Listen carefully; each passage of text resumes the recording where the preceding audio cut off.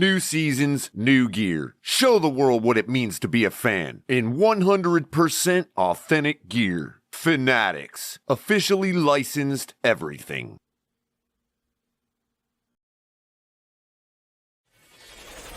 Get ready to dive into a new world of online shopping with the Fins Tailgate. Whether you're a die-hard sports fan or just looking for the latest fashion trends, we've got you covered. With a wide variety of products from your favorite sports teams to stylish accessories and home decor, we're your one-stop shop for all things tailgate. Our easy-to-use website and hassle-free checkout process make shopping with us a breeze. Plus, with frequent sales and discounts, you won't want to shop anywhere else. So come on in and join the party at the Fins Tailgate, your new go-to destination for all things tailgate.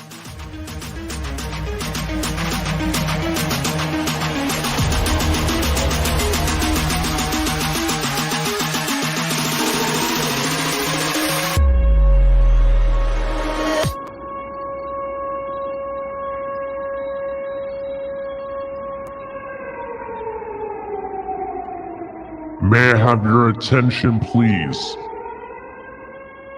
This is a TFTG public service announcement. Late Night Exhale is back. Saturdays, 10 p.m. Be there.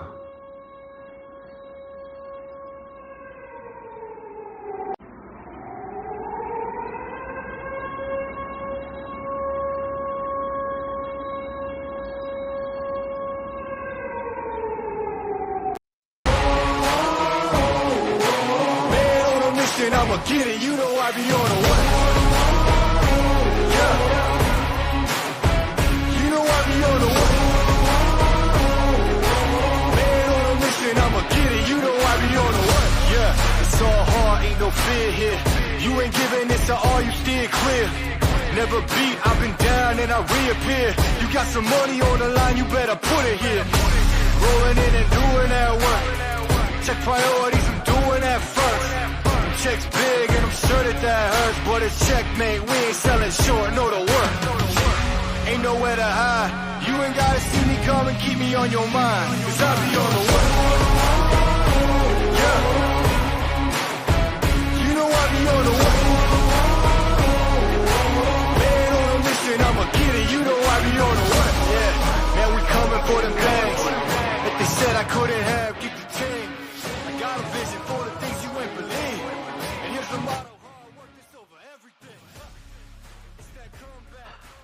Good morning, Fin fans.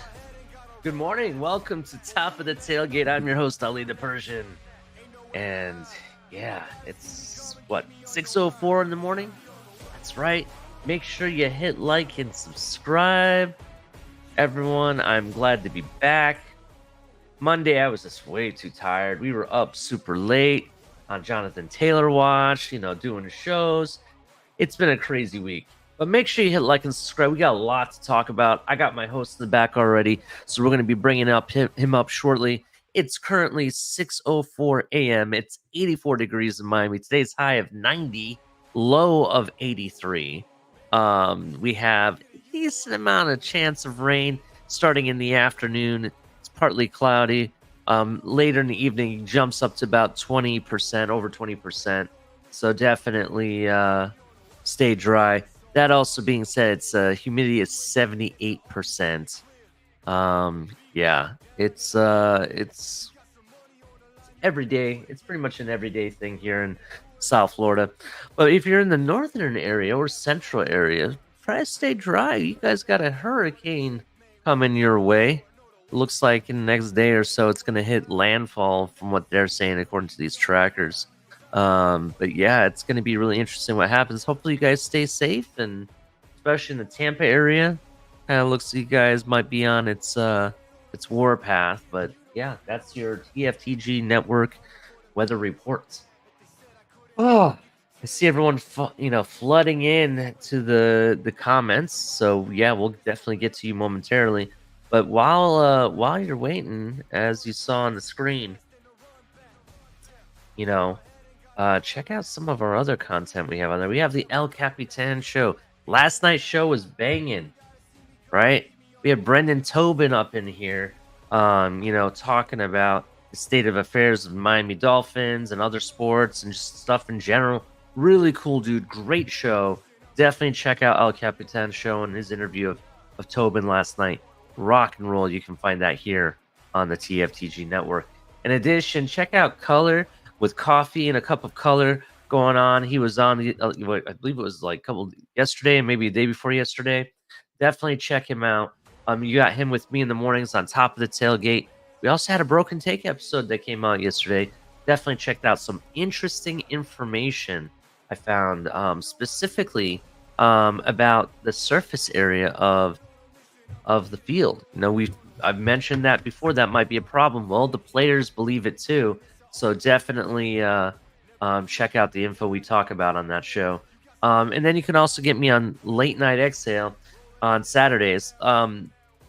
Stay tuned about Late Night Exhale for this weekend. There might be some changes to that, but we'll definitely get into that a little bit later. But then don't forget about Shake Money with his drive times and smoke lounges and shows on Saturdays. Definitely check out Shake Money. You never know where he's going to be popping about. He's, like a madman. And then you got Lewis. You got Lewis in the Crypto Show going Mondays and Thursdays. And then in addition to it, you also got Lewis in the Spaces running things and creating havoc. So definitely check out Lewis.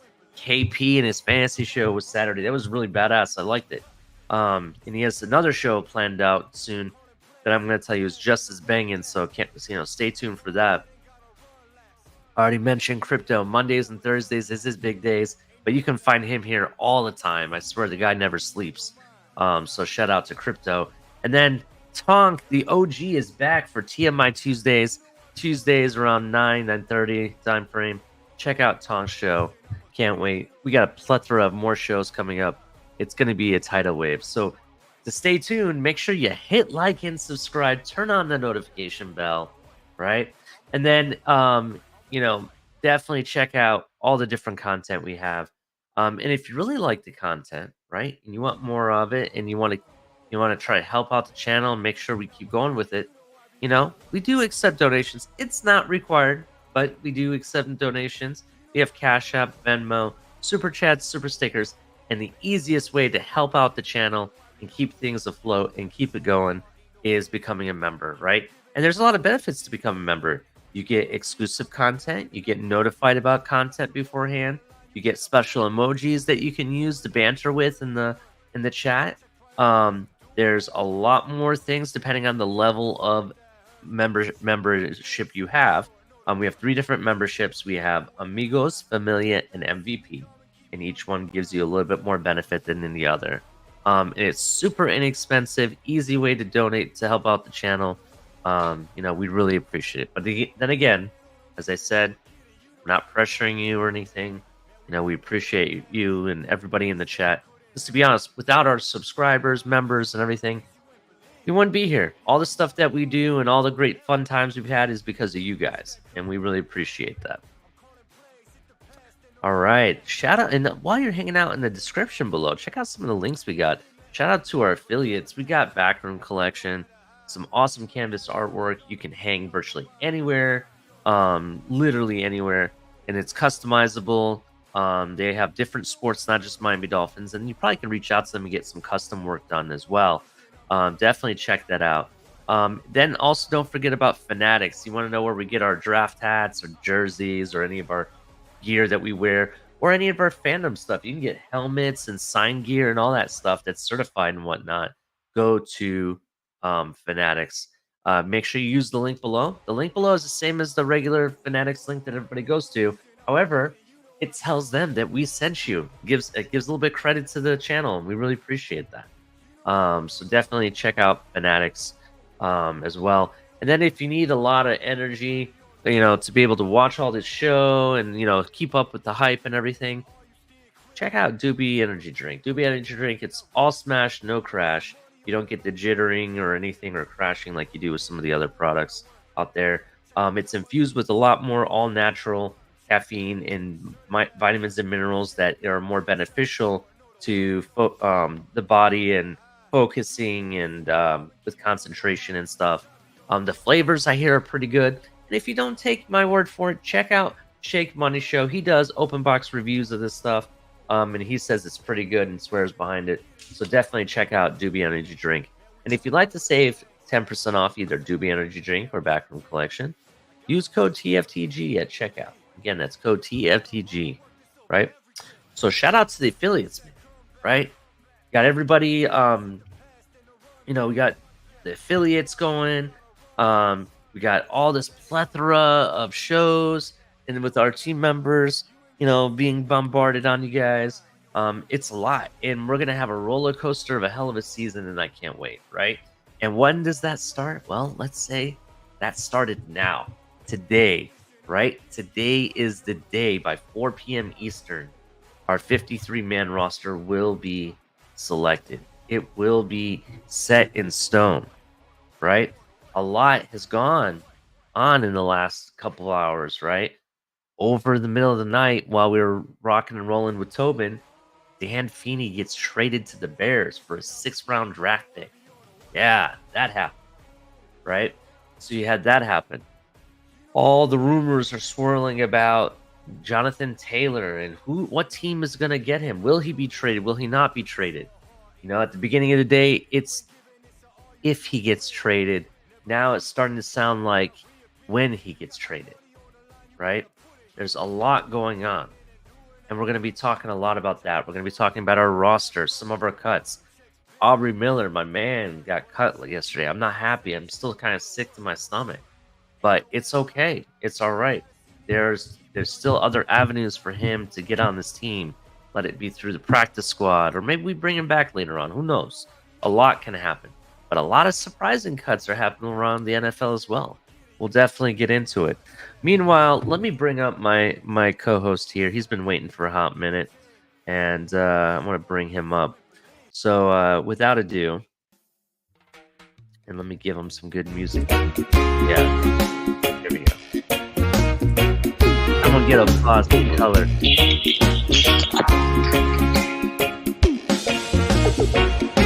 Oh, we lost him.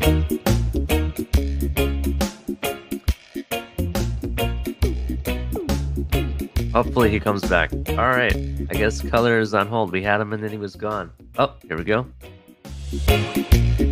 There you are. What's up, Color? Oh, sorry about that, Ali. That was the zone. old positioning of the back button, like always. Oh, yeah. You gotta love that, right? It's like if you go outside, you're ready for work. You go out to your car. This would be like if technology was real life, right?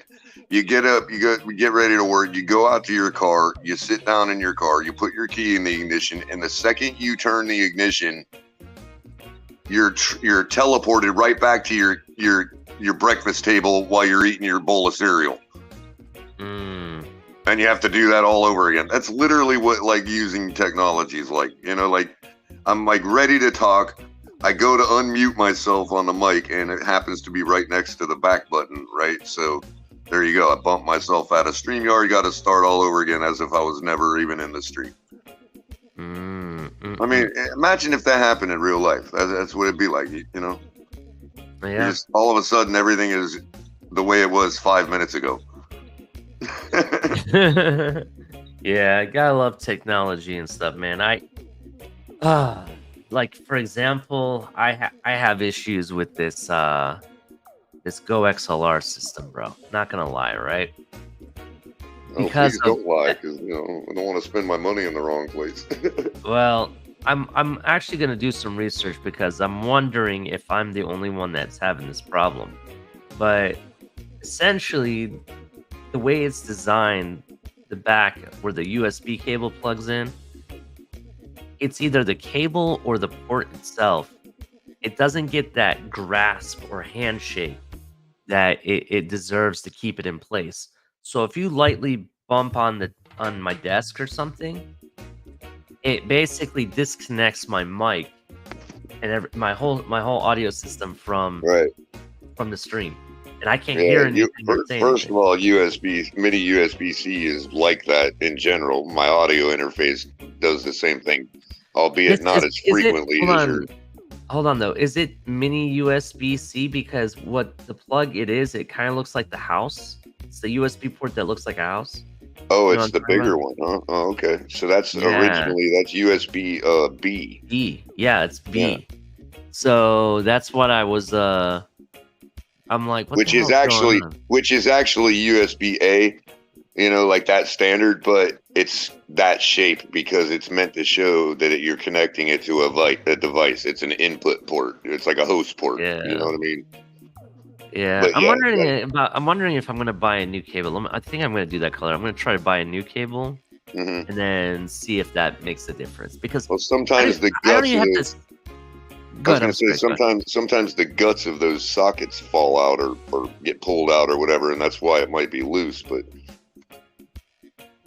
no, this I've never yanked it out or anything, right? But basically, I could barely even slam my table, not even barely even like hit a fist or whatever, or even if I'm pressing a button the wrong way on this, it knocks the whole thing out.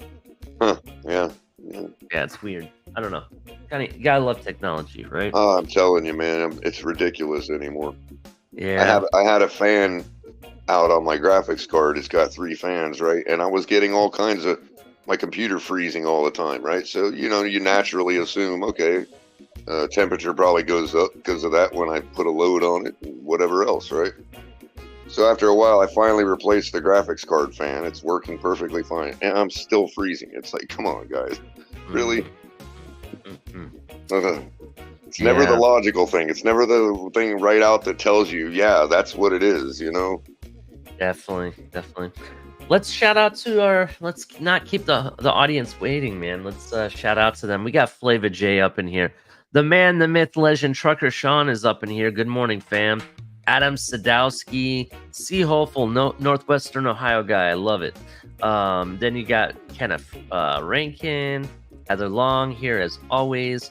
Ruben Jimenez, Kevin Lee, G, my guy. And then you got El Capitan saying, hit the like button this morning. What's up, Captain? Nice to see you here. Make sure you hit the like and subscribe. We really appreciate that. And actually here, I'll remind everybody like that. But we got a lot to talk about. I got Kevin Lee in here saying deadline for Taylor is in 11 hours. Not sure if it's going to happen, Ali. Let's actually talk about that real quick, Color. We're going to dive into the Jonathan Taylor saga, but I just want to point this out because nobody is really talking about it. And actually, there's been a few, Pat McAfee and Ian Rappaport touched on it yesterday, right? But I don't think anyone caught it, right? The deadline that the Colts set was by Tuesday by 4 p.m., right? But it can be argued that the only reason they set that deadline, right, is because they wanted to know what they were going to do with him prior, right, beforehand, so it helps them, one, figure out what their 53-man roster needs to be, and it gives them time to kind of figure out future moves, right? If you think about it, if the rumors are true that Jonathan Taylor's issue with the Colts is beyond money and it's unrepairable, right? He doesn't want to be there. I'm sorry, but the Colts have no pull in this. They have to trade him, Color. They have to. The trade doesn't have to be completed by 4 p.m. They can trade between then. Hold on. They have till now, all the way till week 6 or 7, whatever the trade deadline is to trade him, to be honest. Right. So they're not in a rush. Why you want to trade him now, though? And it doesn't have to be today by 4 p.m. It can be later today or tomorrow or by the end of the week. Mm-hmm. Is because you're going to get the most value for him before the season starts. Come the trade deadline, nobody's going to be offering you the full value that you're going to get. Absolutely. You're absolutely spot on with that. and here's the thing: it's not so much about the value of Jonathan Taylor himself, because if it's about bravado and all that, and it's just about getting the W, no matter what that value is, no matter what that trade package is, right? The moment, obviously the cuts have to be in by 4 or whatever.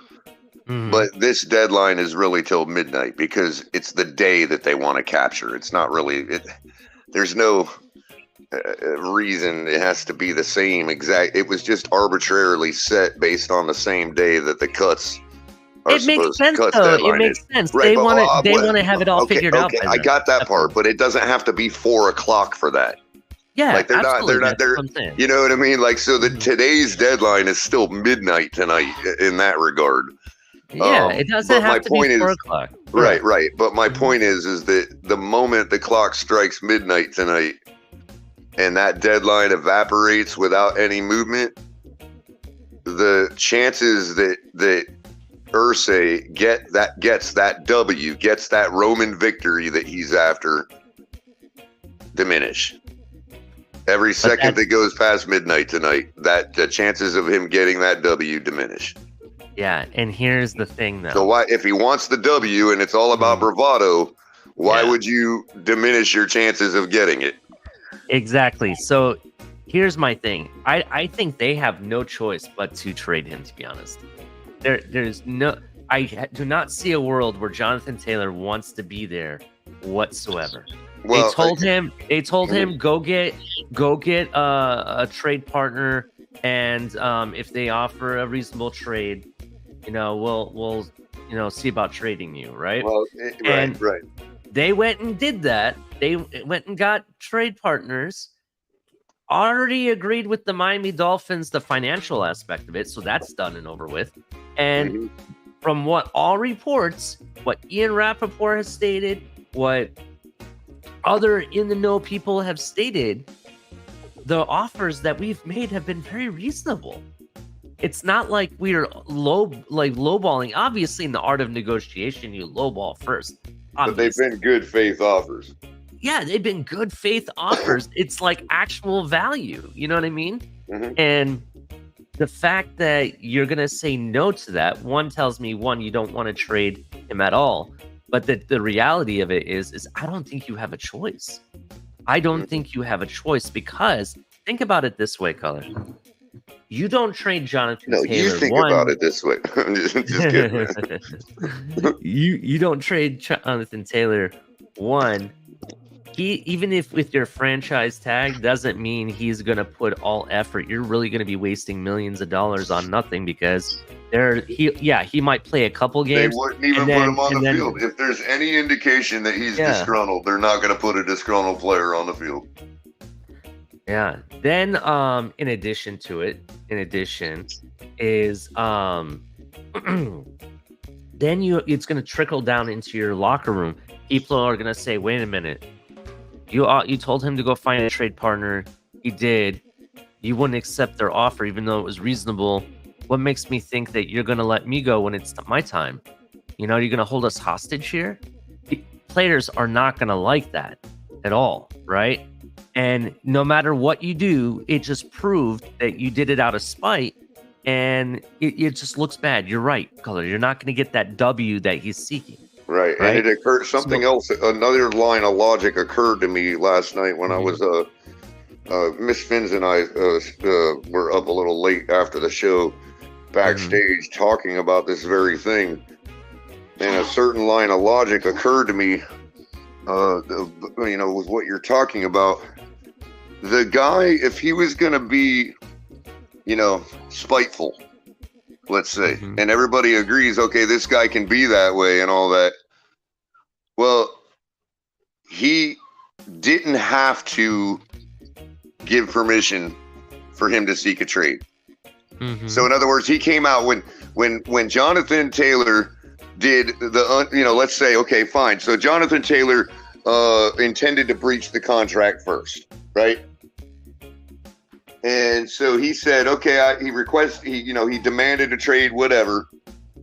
Okay, they said no, flat out. Irsay came right out and said no. Remember? big controversy about how he put it and all that. Okay. Came out flat out and said no. Okay, that's being spiteful. Now all of a sudden he comes out a few days later and they give him permission to seek a trade. Why would he go turn around to be spiteful and deny the trade and hinder the trade? Like he could have just not given him permission to seek the trade and continue to be spiteful. Yeah, that's absolutely correct, Color. And the other part of it is that's like, you know what I mean? Like that's going to make things even worse. And what I think it really is this idea that his chances of getting that W diminish day by day.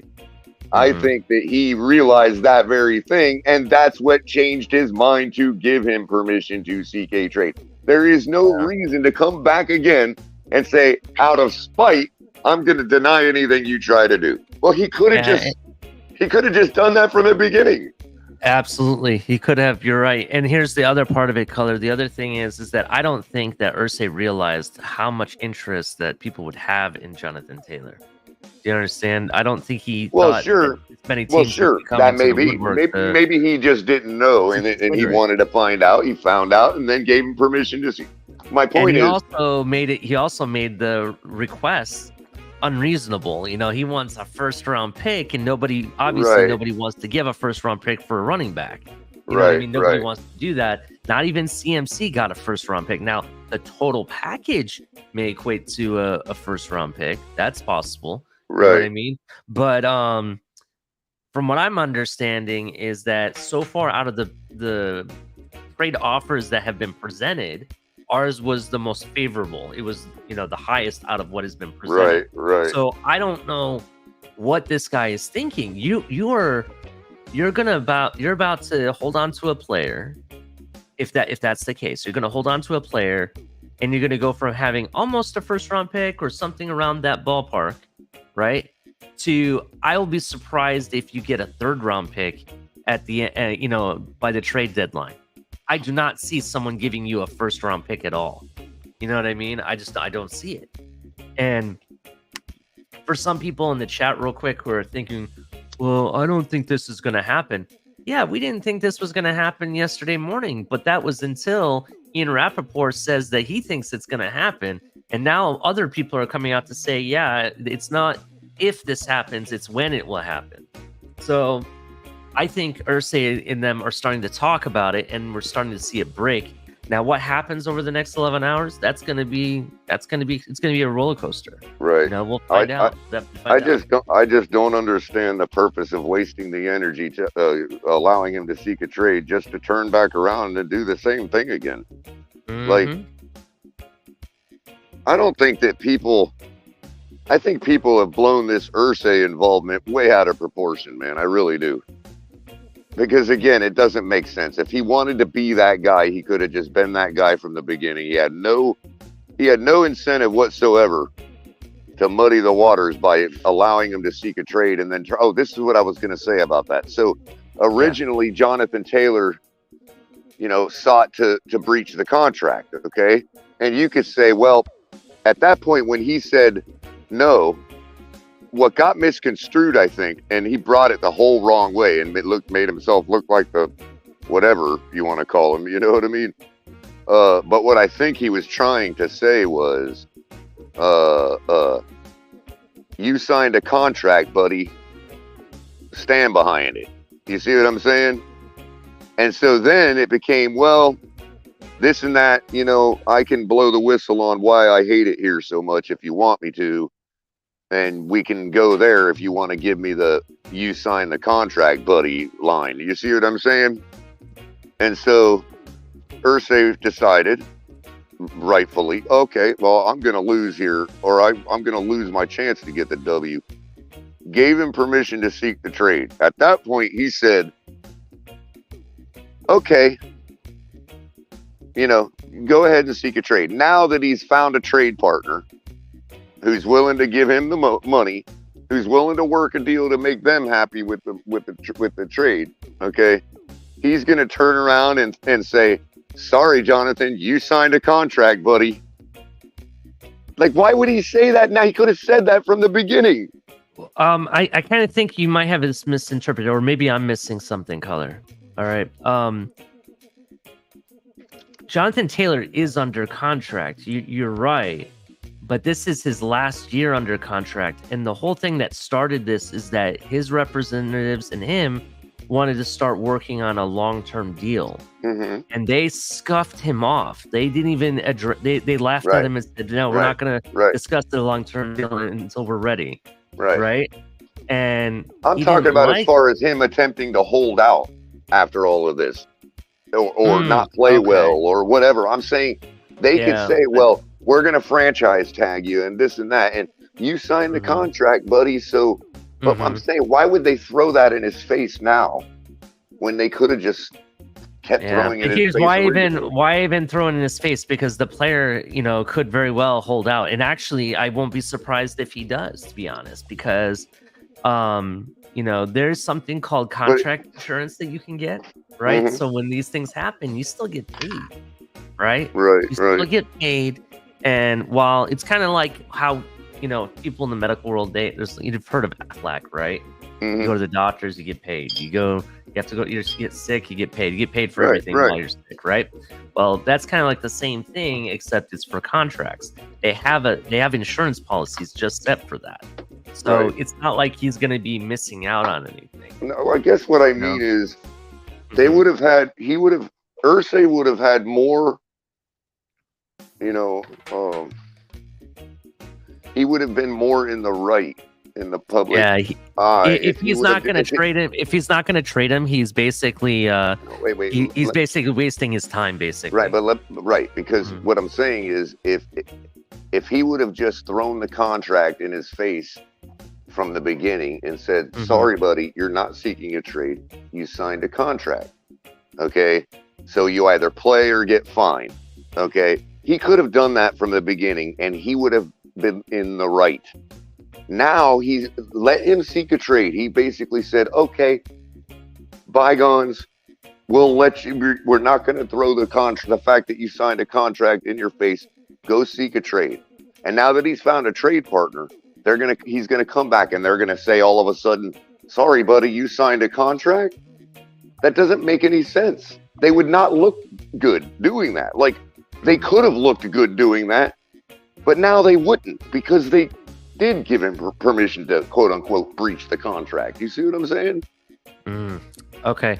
I want to move on to the next thing real quick, Color, but I also want to get into our coffee of the week as well. I don't mean to keep things moving, but I got you. That's just my reasoning for thinking that this deal is going to get done. That's all. I don't see any reason why they're pushing buttons now that they could have pushed from the beginning. That's absolutely correct. Kevin Lee brings up a question real quick, and I'm gonna talk about it a little bit later, but I'll just say something real quick.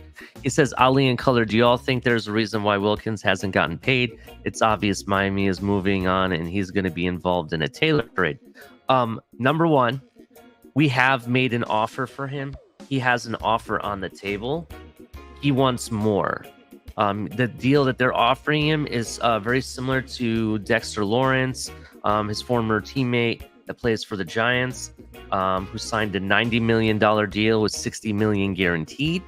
Supposedly, he wants $80 million guaranteed over 4 years, and then some. And he basically wants more than $24 million a season, right? We're offering him, even if we give him the 4-year $90 million, that's $22.5 million a season. That's still a lot of money, and he's saying no. So, yeah, Wilkins is he going to be involved in the trade? He's like that British hotel manager that like punches his fingers on the calculator, and then he's like, that will be 24 million American dollars. That's the funny stuff. You're absolutely right. I could just picture Christian sitting there doing that, Yeah, it's basically it would sound something like what is it? Here we go. Like this, Color. Insert cash or select payment type. I don't know if you could hear that. Could you hear the sample or no? Yeah. By the way, that was from European Vacation. Was the movie that was from? Yeah. When the daughter ran up the phone bill at the hotel room. Yeah. Yep. All right, Color. Let's get on with the show. So, coffee of the week. Are you drinking some coffee? I am. I'm drinking some Publix Premium still. I'm finishing this up. This Friday, I have some special coffee that I'm going to be reviewing. I've already talked to Color about it. He's kind of excited. But, yeah. I got Goat Turd Coffee? Is it Goat Turd Coffee? It's not Goat Turd Coffee. Dang, man. We got to get a hold of some of that. We have to get a hold of some of that, man. I mean, listen, Shake Money told me about the mushroom coffee. Shake Money went and reviewed the mushroom coffee. You brought up the Goat Turd Coffee, so you're going to review the Goat Turd Coffee. Yeah, let's just say there are many ways to crack open a coffee bean besides heating them. Well, for me, I'm going to be reviewing a herbal style of coffee. So can't wait to see what happens with that. Did you say herbal? Yeah, like a herbal. You know the H is silent, right? I know. I'm messing. I know. I'll tell you why I said it that way later. It's an inside joke, Colin. I got you. So yeah, I'm drinking today. I am finally drinking a new blend. Well, not new to me, but fresh for the audience. From a company called Green Mountain, and the coffee is Nantucket Blend, which is a medium roast. Yep, medium roast. I'm assuming, kind of wanting to be a northeastern kind of style coffee, little workman's like coffee. And I'd say there's a subtle hint of some oiliness, but not like overpowering. So you get a little hint of that Colombian type flavor, but not like too much. So it's kind of a perfect blend between some of the Arabica beans and some of the Colombian beans. It really is a nice flavor. I've always enjoyed it. It's my go-to. If it's on sale, I'll always get it because it's a good one. Green Mountain also makes a wide variety of others, including the standard donut shop is one of their brands. So it's called Green Mountain, which is a Nantucket blend. Right, it's the Nantucket blend from Green Mountain. Nantucket is in Massachusetts, and I believe their mountains are not actually on the mainland, but on some of the islands that come off the coast of Massachusetts. And everybody's favorite man is from Nantucket.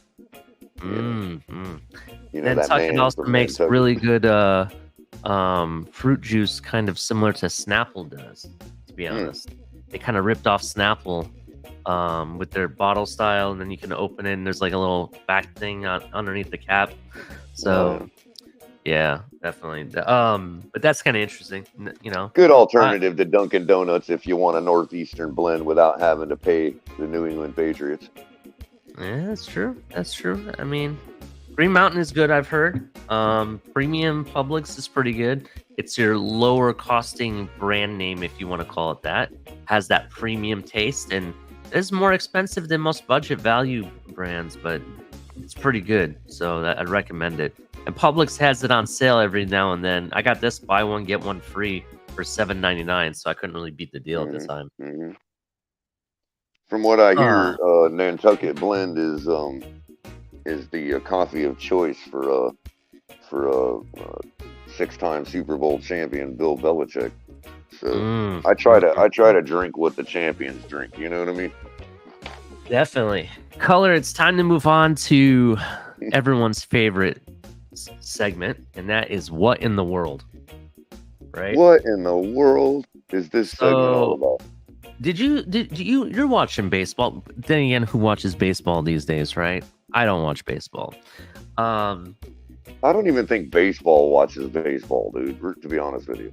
Yeah, but on Monday, Ronald Acuna Jr., I think that's how you say his last name. That is Ronald Acuna Jr., yes. Yeah, he had himself a monster of a game at the plate on Monday as his Atlanta Braves took the Colorado Rockies But that was hardly the most interesting part about Acuna's visit to Coors Field.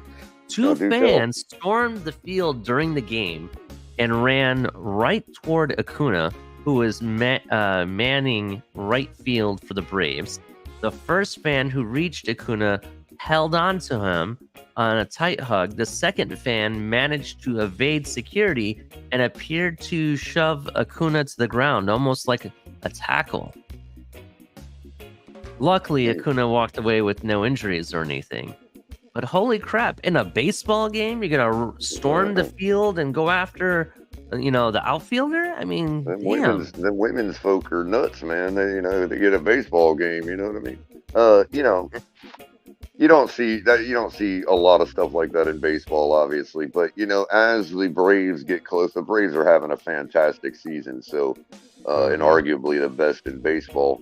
So they're clearly on a major run right now, and that stadium, or in general, their games tend to sell out. I don't know if that was in Colorado or Atlanta, but Coors Field, I believe it's in Colorado. Yeah, that's in Colorado. So as you start to, especially the traveling fans, you're gonna get a lot of the nutty, groupie types, fanatical types. You know what I mean? And they have a large following. So as they start to make a run. More people that normally don't show up at their games are likely to show up, and that includes people that are willing to do crazy stuff like that. So there you go. Yeah, I mean it's crazy. Look for more streakers as the Braves ramp up their pennant run. And it's starting to happen a lot more, Color. Like I've seen it in sports. We're now seeing people storm the court in the NBA. I mean, we've already had two flashers ourselves on the TFTG. You know what I mean? Yeah, I mean, we've had that. In soccer games, it happens all the time. It's almost like a running joke. Who's going to do it in this game? It's going to happen, right?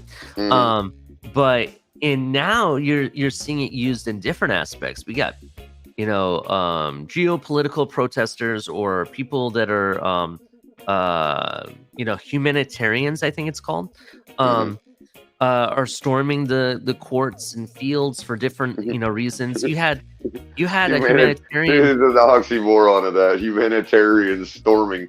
Yeah, I understand. You had someone take a wire and basically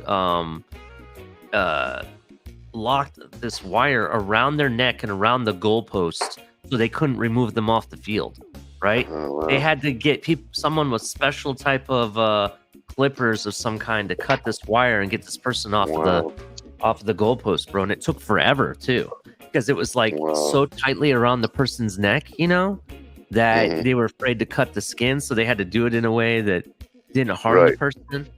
Which is the reason they did it that way. They knew any kind of movement would, make it a really dangerous situation.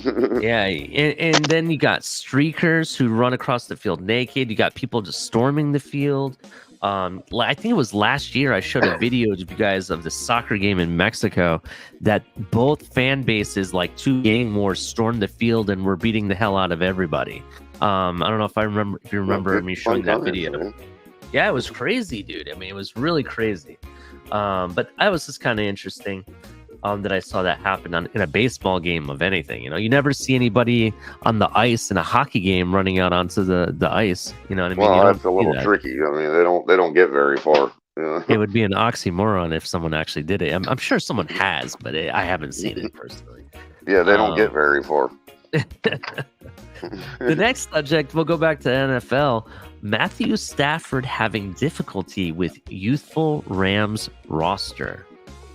Well, and this is his wife reporting that, apparently. That's what I found interesting by the headline. Oh, I haven't even read that far into it. His wife reported it? Yeah, that's what the headline. That's what the headline said. Wow. Until final cuts. Go ahead. I'm sorry. I was just saying the one I read. I said wife and then colon, and then I gave the headline as if the wife was telling people that. That's interesting. At the age of 35, not only is Rams quarterback Matthew Stafford the oldest player on the team, which is surprising. He's 35 years old. That's not super old in quarterback years, to be honest. He's one of 5 players, wide receiver Cooper Kupp, tight end Tyler Higbee, Ross Haberstein, and Aaron Donald, on the roster 30 years or older. An age gap that his wife, Kelly, you're right, his wife did it, recently said on her podcast, The Morning After with Kelly Stafford, has created a bit of a barrier between him and his teammates. It's kind of crazy. So Matthew has been in the league a long time. He's like, the difference in the locker room has changed so significantly. They have a lot of rookies on their team. They're very young. But he's like, I feel like I can't connect. In the old days, you'd come out to practice and shower and people be playing cards, interacting. But now they get out of practice, meetings during training camps and go straight to their phones. All right, well, that's kind of true. I mean, a lot has changed in demographics when it comes to the team and what people do afterwards. You know, a lot of people go on their phones. They message, keep up with the world, put out tweets. They play games, you know, and whatnot. You know what I mean? So it's understandable. It's a little bit different. That doesn't mean he can't connect with them. You know what I mean? I still feel at the age of 35, you know, you're still playing video games. You're into pop culture and whatnot. I'm sure there's ways to connect. You just got to get yourself out there. But I don't know. What do you think about this? Do you think it really matters if he connects with them or not? What was that, Ollie? I'm sorry. Do you think it matters if Matthew Stafford connects with his team or not? Well, yeah, of course, but I'm not alarmed by the fact that his wife is calling it out. Like, you know, she's basically, and that's not really fair to everybody involved. You know, I mean, I guess if they want to live their lives out in the public like that, you know, that's fine. But, you know, basically it sounds to me like a guy coming home just blowing off some steam from work. Like, he probably didn't even mean anything really by it. Like, yeah, the guy's it's getting a little tough, this and that. And she's bringing that to a podcast, bro. That's what, like, to me, she's probably the only one making more of it than it is, to be honest with you. And it's kind of unfair to his teammates and all that. Like, you know, I'm sure he would have, and it's unfair to him because I'm sure if it was really any meat behind it, he probably would have addressed his teammates. You know, like, you know what I mean? Like, if I came home and I'm like, yo, God, Ali today, man, God, what, it being such a jackass today. You know what I mean? Like, I don't really mean that. Like, oh, Ali and I aren't working not good together right now. That's not what I mean. I might just be blowing off some steam from work, you know, and you know, so, you know, I don't know.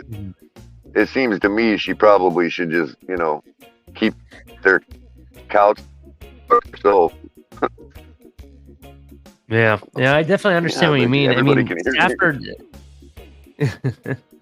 So Stafford went on to went as far as to have Rams equipment manager create a book with all of the young players' names and faces so he could familiarize himself with the youthful teammates. A tool Stafford plans to use to bond with some of the Gen Zers in the locker room, some of which even call him sir. Like, that's a big deal. I mean, Jesus Christ. Look, my point is like, what do you expect these kids to do? Do you want these kids to sit there and be like, hey, man, what are you doing? Do you want to play cards? Well, first of all, people don't really play cards so much anymore like they used to. In addition, you can't force them to be friends with you. You know what I mean? They, you know, maybe they're just not into what you're into. You know, maybe find a common ground and work off of that. I don't know. Yeah, I don't know. I was married for 8 years, and I don't remember like my wife like complaining to me that, you know, I don't want to be friends with my coworkers, or my coworkers don't want to be friends with me. Like, I mean, it's not really her business. It's my job. You know what I mean? Yeah, I'm sure. I mean, it's her business as far as we're married and it's my job. But beyond that, what goes on at the job, I mean, what business of it is hers? Yeah, what business is of it of hers that they're going on their phones? Maybe these kids are away from their families that live thousands of miles away, and they want to FaceTime them rather than hanging out with the quarterback. You know, maybe that's what they want. Who cares? It's, you know, none of their business. And for anybody thinking I'm being a little chauvinist here, make it a same-sex marriage. I don't care. What business is it of my spouse? What was going on in my job at the personal level? Like, beyond me making money and keeping my job and bringing home the money to do my share in the partnership. Who is my spouse to say anything about what my coworkers are doing in our relationship at work? Yeah, I understand. I agree 100%. So the last what in the world we'll talk about before we get into the Miami Dolphins stuff, right? And this one, it's not so much what the report is, but what the headline reads is why I brought this up, Color. Hillbilly Kobe leads Team USA to a blowout win in FIBA, the Federation of International Basketball Associations win, right? Hillbilly Kobe, right? And I'm a big Kobe Bryant fan, and may he rest in peace, and happy belated birthday. But Hillbilly Kobe, I never knew that Austin Reeves was named Hillbilly Kobe. That's something new I learned. 2 days after defeating New Zealand by 27 points, Team USA beat Greece by 28 points, clinching a trip to the second round of the FIBA World Cup. Reeves led the way with 15 points in a balanced scoring effort where 12 American players scored and 9 different players had at least 8 points. Reeves, nicknamed Hillbilly Kobe, is part of American bench unit that is crushing opponents. He and his backcourt partner in the second unit, the Indiana Pacers, Tyree Halliburton, both were plus 19 in their respective minutes. Cameron Johnson of Brooklyn Nets was also plus 19. As a result, both Reeves' excellent ball movement and Teams USA's overwhelming talent advantage over other teams. I just think it's funny how they're calling him Hillbilly Kobe. I don't know. Yes, he's a white, athlete. Yes, he is pretty dynamic and can move the ball around. But Kobe? I don't think Austin Reeves is Kobe yet. He has a nice shot, don't get me wrong. But Hillbilly Kobe? Come on now. Come on. Why can't he be, let's think of some people back in the day that were really good. Maybe he's the next Pistol Pete. Maybe Mark Stockton, or what's his name? Stockton? Do you remember Stockton? Didn't he play for the Utah Jazz, Color? Did I lose you, Color? I think I lost you. Color's so shocked by Hillbilly Kobe, he can't even say anything. I'm sorry. I'm in traffic right now, and you know how it is during this time of year. Traffic sucks, by the way. TFTGnetwork.com traffic report. The roads are terrible. Stay off of them if you don't have anywhere to go. Be safe. Get your kids to school safe. Wear your seatbelt and obey the school zone. Speed limits, please. There you go. Sorry, Ollie. What was the question? Hello. Hello, sir. I do not hear you. Did I turn down my volume?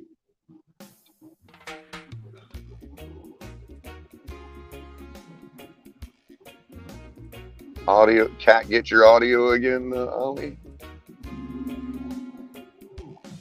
Tell us which one of us you can hear, audience, Ollie or Color.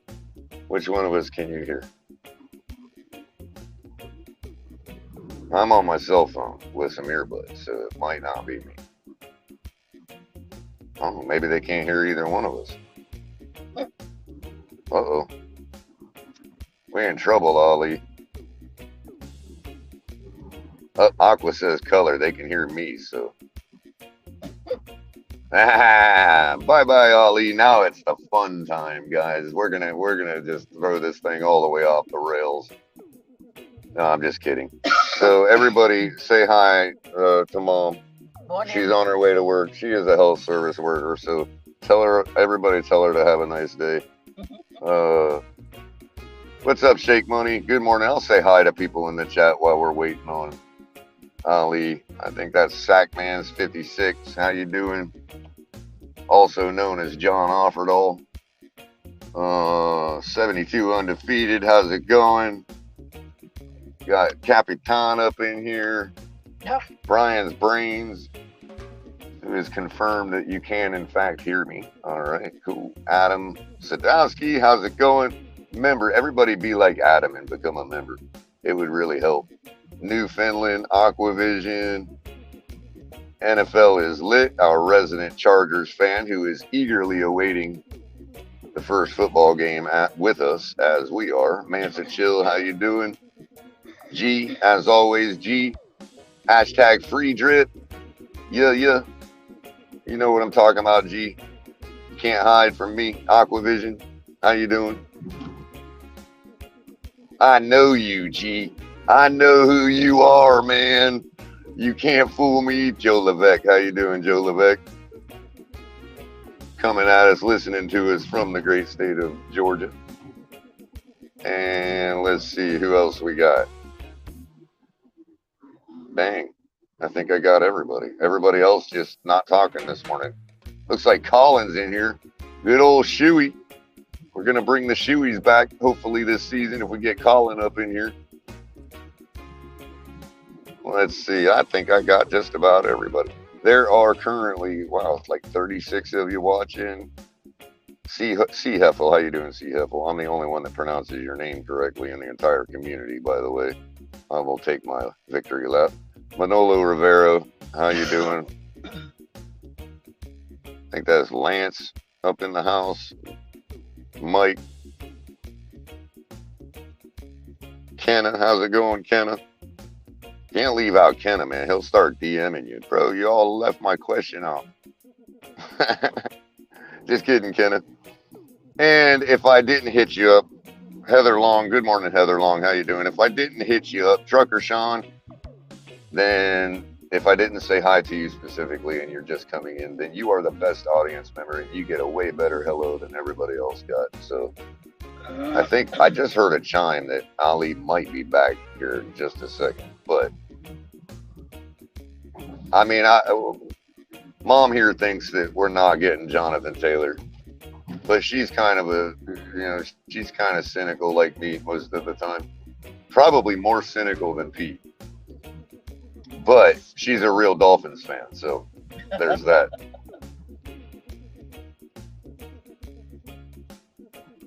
And she's the one you can go to if you want receipts from color. Yeah, I still can't hear you, Ollie.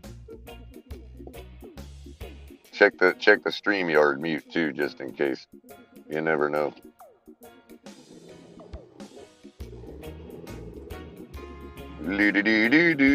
So yeah, anyway, so Mom don't think we're getting Jonathan Taylor just because she,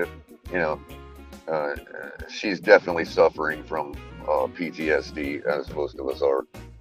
And but look, I really don't. I think for our part, I think the message that we put out that we are not going to engage in a bidding war was meant to say that for our part, the Miami Dolphins, the deadline today is firm.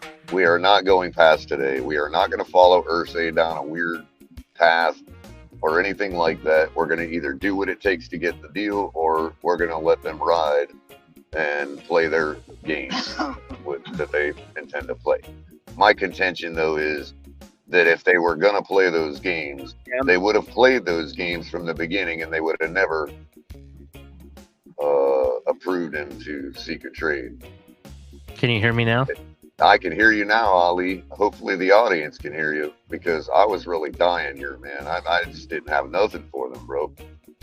Well, quit telling them that we're not going to get Jonathan Taylor. We won't have that problem. You keep saying I wasn't saying that. I think we are.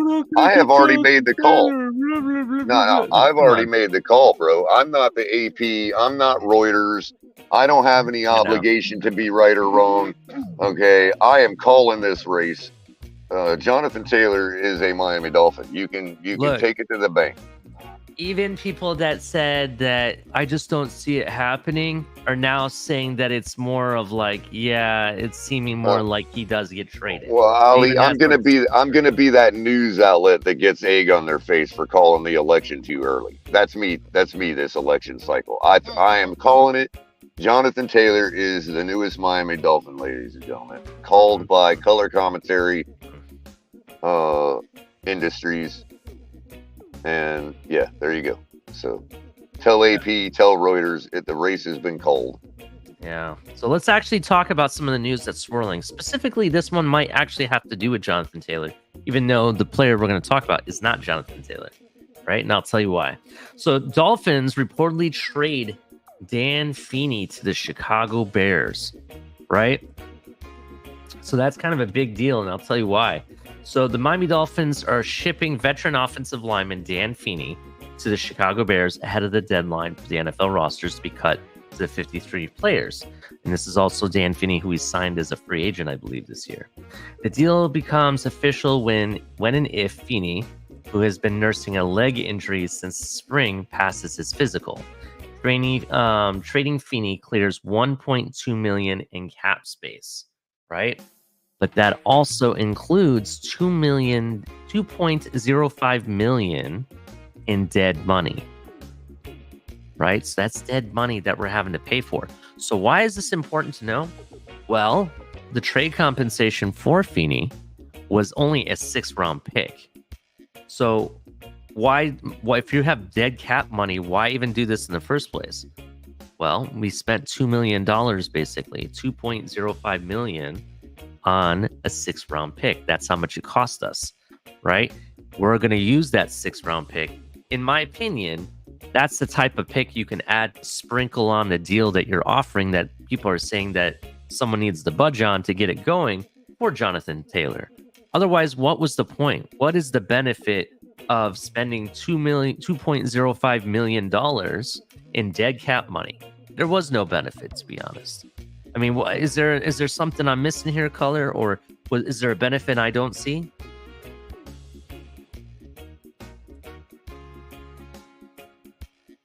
Color?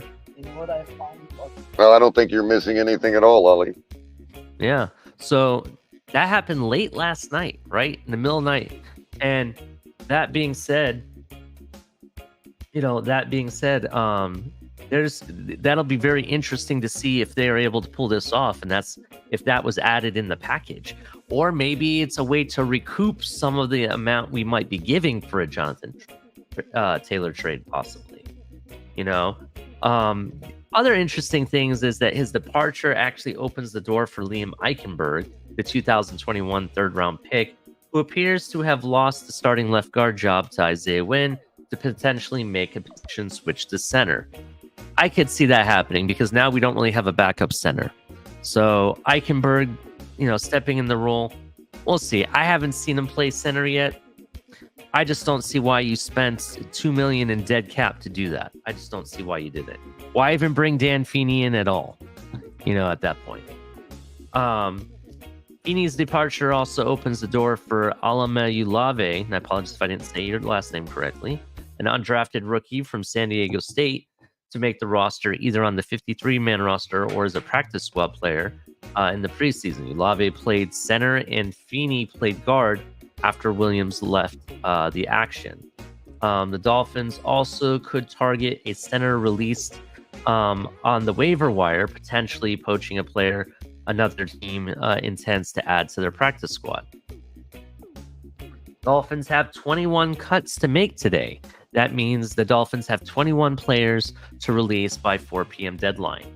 3 players who are vested veterans: offensive tackle Jerron Christian, receiver Kiki Kuti, I'm sorry if I didn't say that right, and linebacker AJ Johnson were outright released. They can sign with another NFL team immediately, as can Reed when his release becomes official. Malik Reed was the other player, if you didn't know he was released. The players waived on Monday were rookies linebackers Aubrey Miller II. He's the guy I was really hoping for. Hopefully he still can be a practice squad guy. Garrett Nelson, Mitchell Agude, quarterback James Blackman, defensive lineman Jamal Woods, Jalen Twyman, Josiah Bronson, and Randy Charlton, receiver Chris Coleman, safety Kedron Smith, and offensive tackle James Tunstall. The Dolphins could wind up signing a couple of those players released to their practice squad, which will feature 16 players. Miller, Nelson, and Agude are all viewed as contenders for Miami's practice squad spots and could be re-signed as early as noon on Tuesday, which that would be noon today, right, Color? Maybe not. Yes, I think that's talking about today. Yeah. I had a question real quick about the practice squad in waivers. You know what I mean? Like, do they just go day by day? Like, I know it goes by the draft order as far as who gets dibs on pulling somebody off waivers. You know what I mean? Off the practice squad and all that. But how long do they have? Like, does the team that's up just declare that they're not doing it and then it's on to the next team, or is it each day? Like, does it take 32 days to get through all the teams? I've always wondered about that. Like, what makes them move on to the next team if a team doesn't take a player? I think there's a time or is it just somebody says I want that player and they sure they don't want them. I don't. You know what I mean? How does that work? Let me see if I can find any information. You see what I'm saying? Or is it like each day? Like you're on for a day. You're on the bubble for a day. You know what I mean? So it'd be like 31 days until you get your shot if you're the Chiefs. Essentially, it says the NFL waiver process is a system that restricts where young players can sign.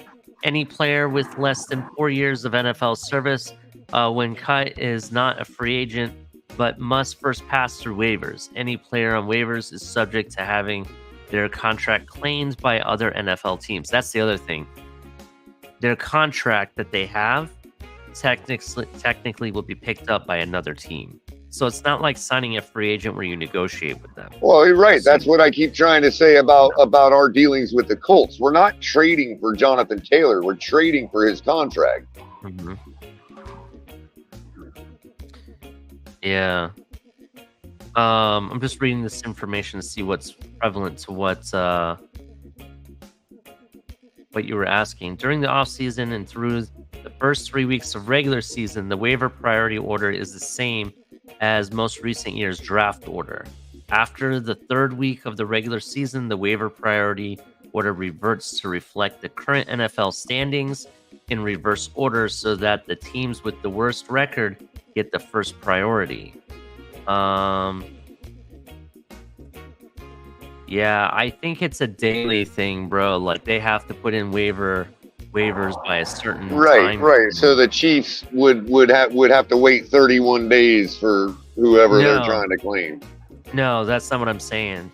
I think that there's like I want to say there's certain days that they do waiver claims on, and then what happens is you have to put in your claim no matter what team you are.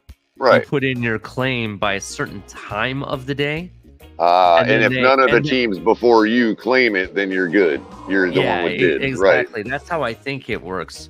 And there may be other teams that put in a claim, but you're ahead of them, so they're void until you withdraw your claim or whatever. Yeah, that's how I think it works. What I'll do, Color, just to be sure and what's fair to our audience. That makes sense. I'm going to research. I'm going to research that fully, and then tomorrow, just remind me, and I can give an update to how that works. Yeah, and that makes sense that it would all be done on one day of the week, and everybody just puts in their claims. And let's say if it's 5 teams for one player, then it's going to be the team in the highest draft order to get it. So in other words, you could put in a claim and it could immediately already be void because some other team below you already put it in or put it in at the same time. So you already know it's not going to go right. I got that. That makes sense. It completely makes sense to me now. Yep. Moving on. So the Dolphins in a 2-team race for Taylor with Colts deadline approaching, according to Omar Kelly. The clock is ticking on the Indianapolis Colts' self-imposed Tuesday deadline to find a new home for former Pro Bowl tailback Jonathan Taylor. The Miami Dolphins and second team and a second team, likely an NFC team, are involved in the 11th hour bidding for Taylor, according to a league source.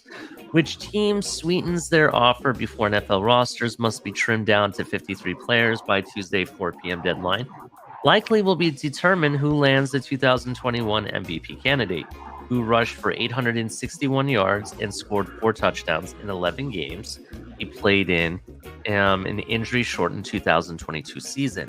Miami is interested in getting a deal done with Taylor, whose relationship has soured with the Colts because of franchise unwillingness to offer a multi-year extension this offseason, and the Dolphins are willing to compensate Taylor with a multi-year deal that will make him one of NFL's highest-paid tailbacks, which is what keeps the Dolphins among the front runners to land Taylor's services.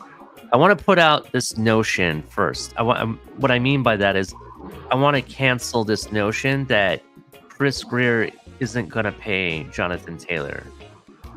If he's not going to pay Jonathan Taylor, why has it been reported that they already agreed on a contract structure already? So that means they've already... I've been wondering myself the same question, Ali. Has the report of that been debunked? I don't know. No, it has. In fact, it's been doubled down on, to be honest. All right. And, and shout out to certain individuals that, that are in the know around here. They actually reposted it to remind everybody that they've already agreed on a contract structure of some kind. The details of that, obviously, we can't put out there because... Right, and the importance of that for us was that people can say what they want, but Miami has already decided to pay the man. Yeah. Regardless of what that number is, we've decided to do it. Yes, they've already agreed. Yeah, we're definitely going to pay you. And in addition, Color, let's also put it the other part. I got people arguing, see, I don't think Chris Grier's going to do it. He's never done it in his life. Why is he going to change now? Blah, blah, blah, blah, right? You got all these things that people say, right? That's just not even true, first of all, but go ahead. Yeah, but this is what people are saying in the spaces and on Twitter, and I get messages and stuff like that all the time. Well, let's see why he would do it. Well, actually, here's the proof that he is doing it.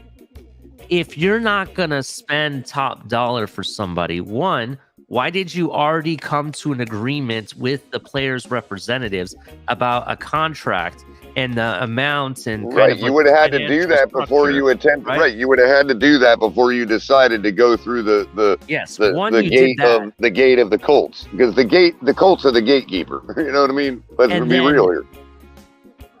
Then it gets reported, and this shout out to Barry Jackson, right? Not one offer did you make to the Colts. Not 2 offers, but supposedly we've made up to 3 or more off trade packages, right, for the person, right? So not only did you agree to a structure of what a contract would look like, but you also put in multiple trade offers for that player. Right, and no other team has gone that far. No, that we know of, correct? That we know of. Well, even if we concede there's another team in the race, they obviously haven't gone that far. It hasn't been reported, exactly. So my point is, where out of that do you think that Chris Grier isn't going to do what he's already showing you he's doing? It's like having your blinders on, right? And your friend is stealing from you, but you tell everybody, no, he's not.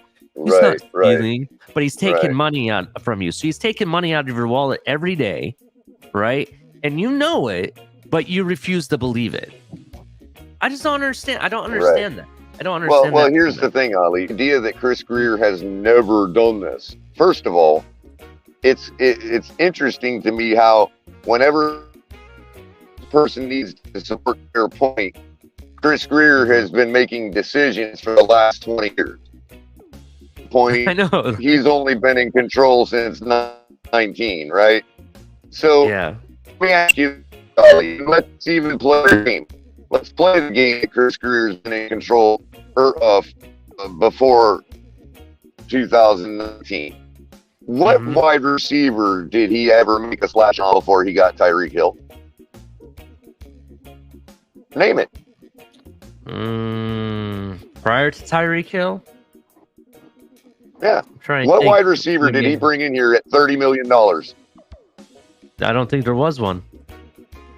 What defensive back has he ever brought? You cut out, Color. What did you say? I still can't hear you, Color. I think what Color was asking is what defensive back that he put out the money for, and that was Byron Jones. Byron Jones was here. So he did make technically a splash on that aspect of it. My point is to be made that I understand that we've been building through the draft, and that a lot of people are accustomed to that. But we've been building for so long. At some time, you just have to put the meat on the bones and let's go. We have the foundation. We have the youth nucleus here. We don't need to build through the draft anymore. We just need the single piece, and so be it. If it's a $30 million, I'm sorry, not $30 million. Let's say it's a $12 million plus $1 million running back, then so be it. Let's just go ahead and do that, right? I don't see what the point is of continuing to build through the draft and just hope, that these players might turn out. Go ahead, Color. You were cutting out before. Go ahead. Where did I leave off, man? Where was the last thing you heard from me? You asked me what wide receiver has he ever made a splash on? What wide receiver has he ever paid $30 million to? Tyreek Hill's the only one that I know of. Right. What defensive back has he ever made a splash on besides restructuring X's contract and giving Byron Jones? Jones. Okay, Byron Jones. Who was it before that? Because we could argue that, no, I'm not talking about building through the draft. I'm talking about making a big free agent splash. Okay? Yeah, I understand. I'm saying he didn't do it. Byron Jones screwed us. So what did he do? He went and got Jalen Ramsey. Yeah. Okay, what edge rusher has he ever given the kind of money and trade package for Bradley Chubb for? Like, even if you add the years he wasn't technically in control, which one has he? Yet all of those moves have been done since last offseason. And I'm supposed to say, oh, because he's never made a big splash on a running back, he's not going to do it? What? Yeah, I see what you mean. Before Tyreek Hill, he's never even made a big splash on anybody. Yeah, I mean, I can kind of see what you're saying there. Yeah, definitely. Yeah. I'm looking at the pattern going, okay, they want to point out the pattern that he's never done this and that. I'm pointing out the pattern of what he's done since the rebuild started, since he's been in full control. He made a splash at wide receiver. He made a splash at defense in the secondary. He made a splash as edge rusher. And now I'm supposed to believe that we're going to pull our foot back out of the water and not go for it with a splash at running back. I mean, here's the other way to look at it, Color. You know, I've mentioned this before, and I said it in a space as well, but I kind of think it got lost in translation a little bit, so I'll try my best here. A lot of people compare our offense and our roster and stuff to the 49ers, and arguably so because of Mike McDaniel primarily, right? And what they do and their system that they run. The 49ers, just like us, used to build through the draft a lot, specifically at running back. They wouldn't draft running backs super high. It would be fourth round or lower that they'd be picking up running backs, and they're successful. But one thing with that successfulness also comes injuries. Right. And injuries would plague their running backs and whatnot year after year after year, right? What did the 49ers do last season? They made a huge splash and traded for CMC. Right. And when that happened, that entire team turned around and took it all the way to the NFC Championship. Right. Now, if it wasn't for an injury to their quarterback, that issue, they may have been the ones in the Super Bowl. Right. Not the other way around. And you just reminded me of something that your point brought up, is the fact that, you know, they were going through the draft and all that. And you also mentioned that the draft acquisition of, let's say, Jalen Phillips, Jalen Waddle, you know, now Cam Smith. Okay. And so what it seems to me is whether you believe each individual in the audience, whoever, what you believe as far as whether we're going to do this or not really should hinge upon your belief in Devon Achane. Because what Ali's saying makes a very good point. Okay. And you can look at it the same way we did. We didn't make a splash on Tyreek Hill till we drafted top talent and found that top talent and got Jalen Waddle. We didn't go for Bradley Chubb until we were sure that we got top talent with Jalen Phillips. You see what I'm saying? Yeah. Before we continue with that, hold on, Color. Hold on one moment. This is the part I wanted to preface before we get too far off of my point. It was brought to my attention that, that was probably because that team has been playing together for a while.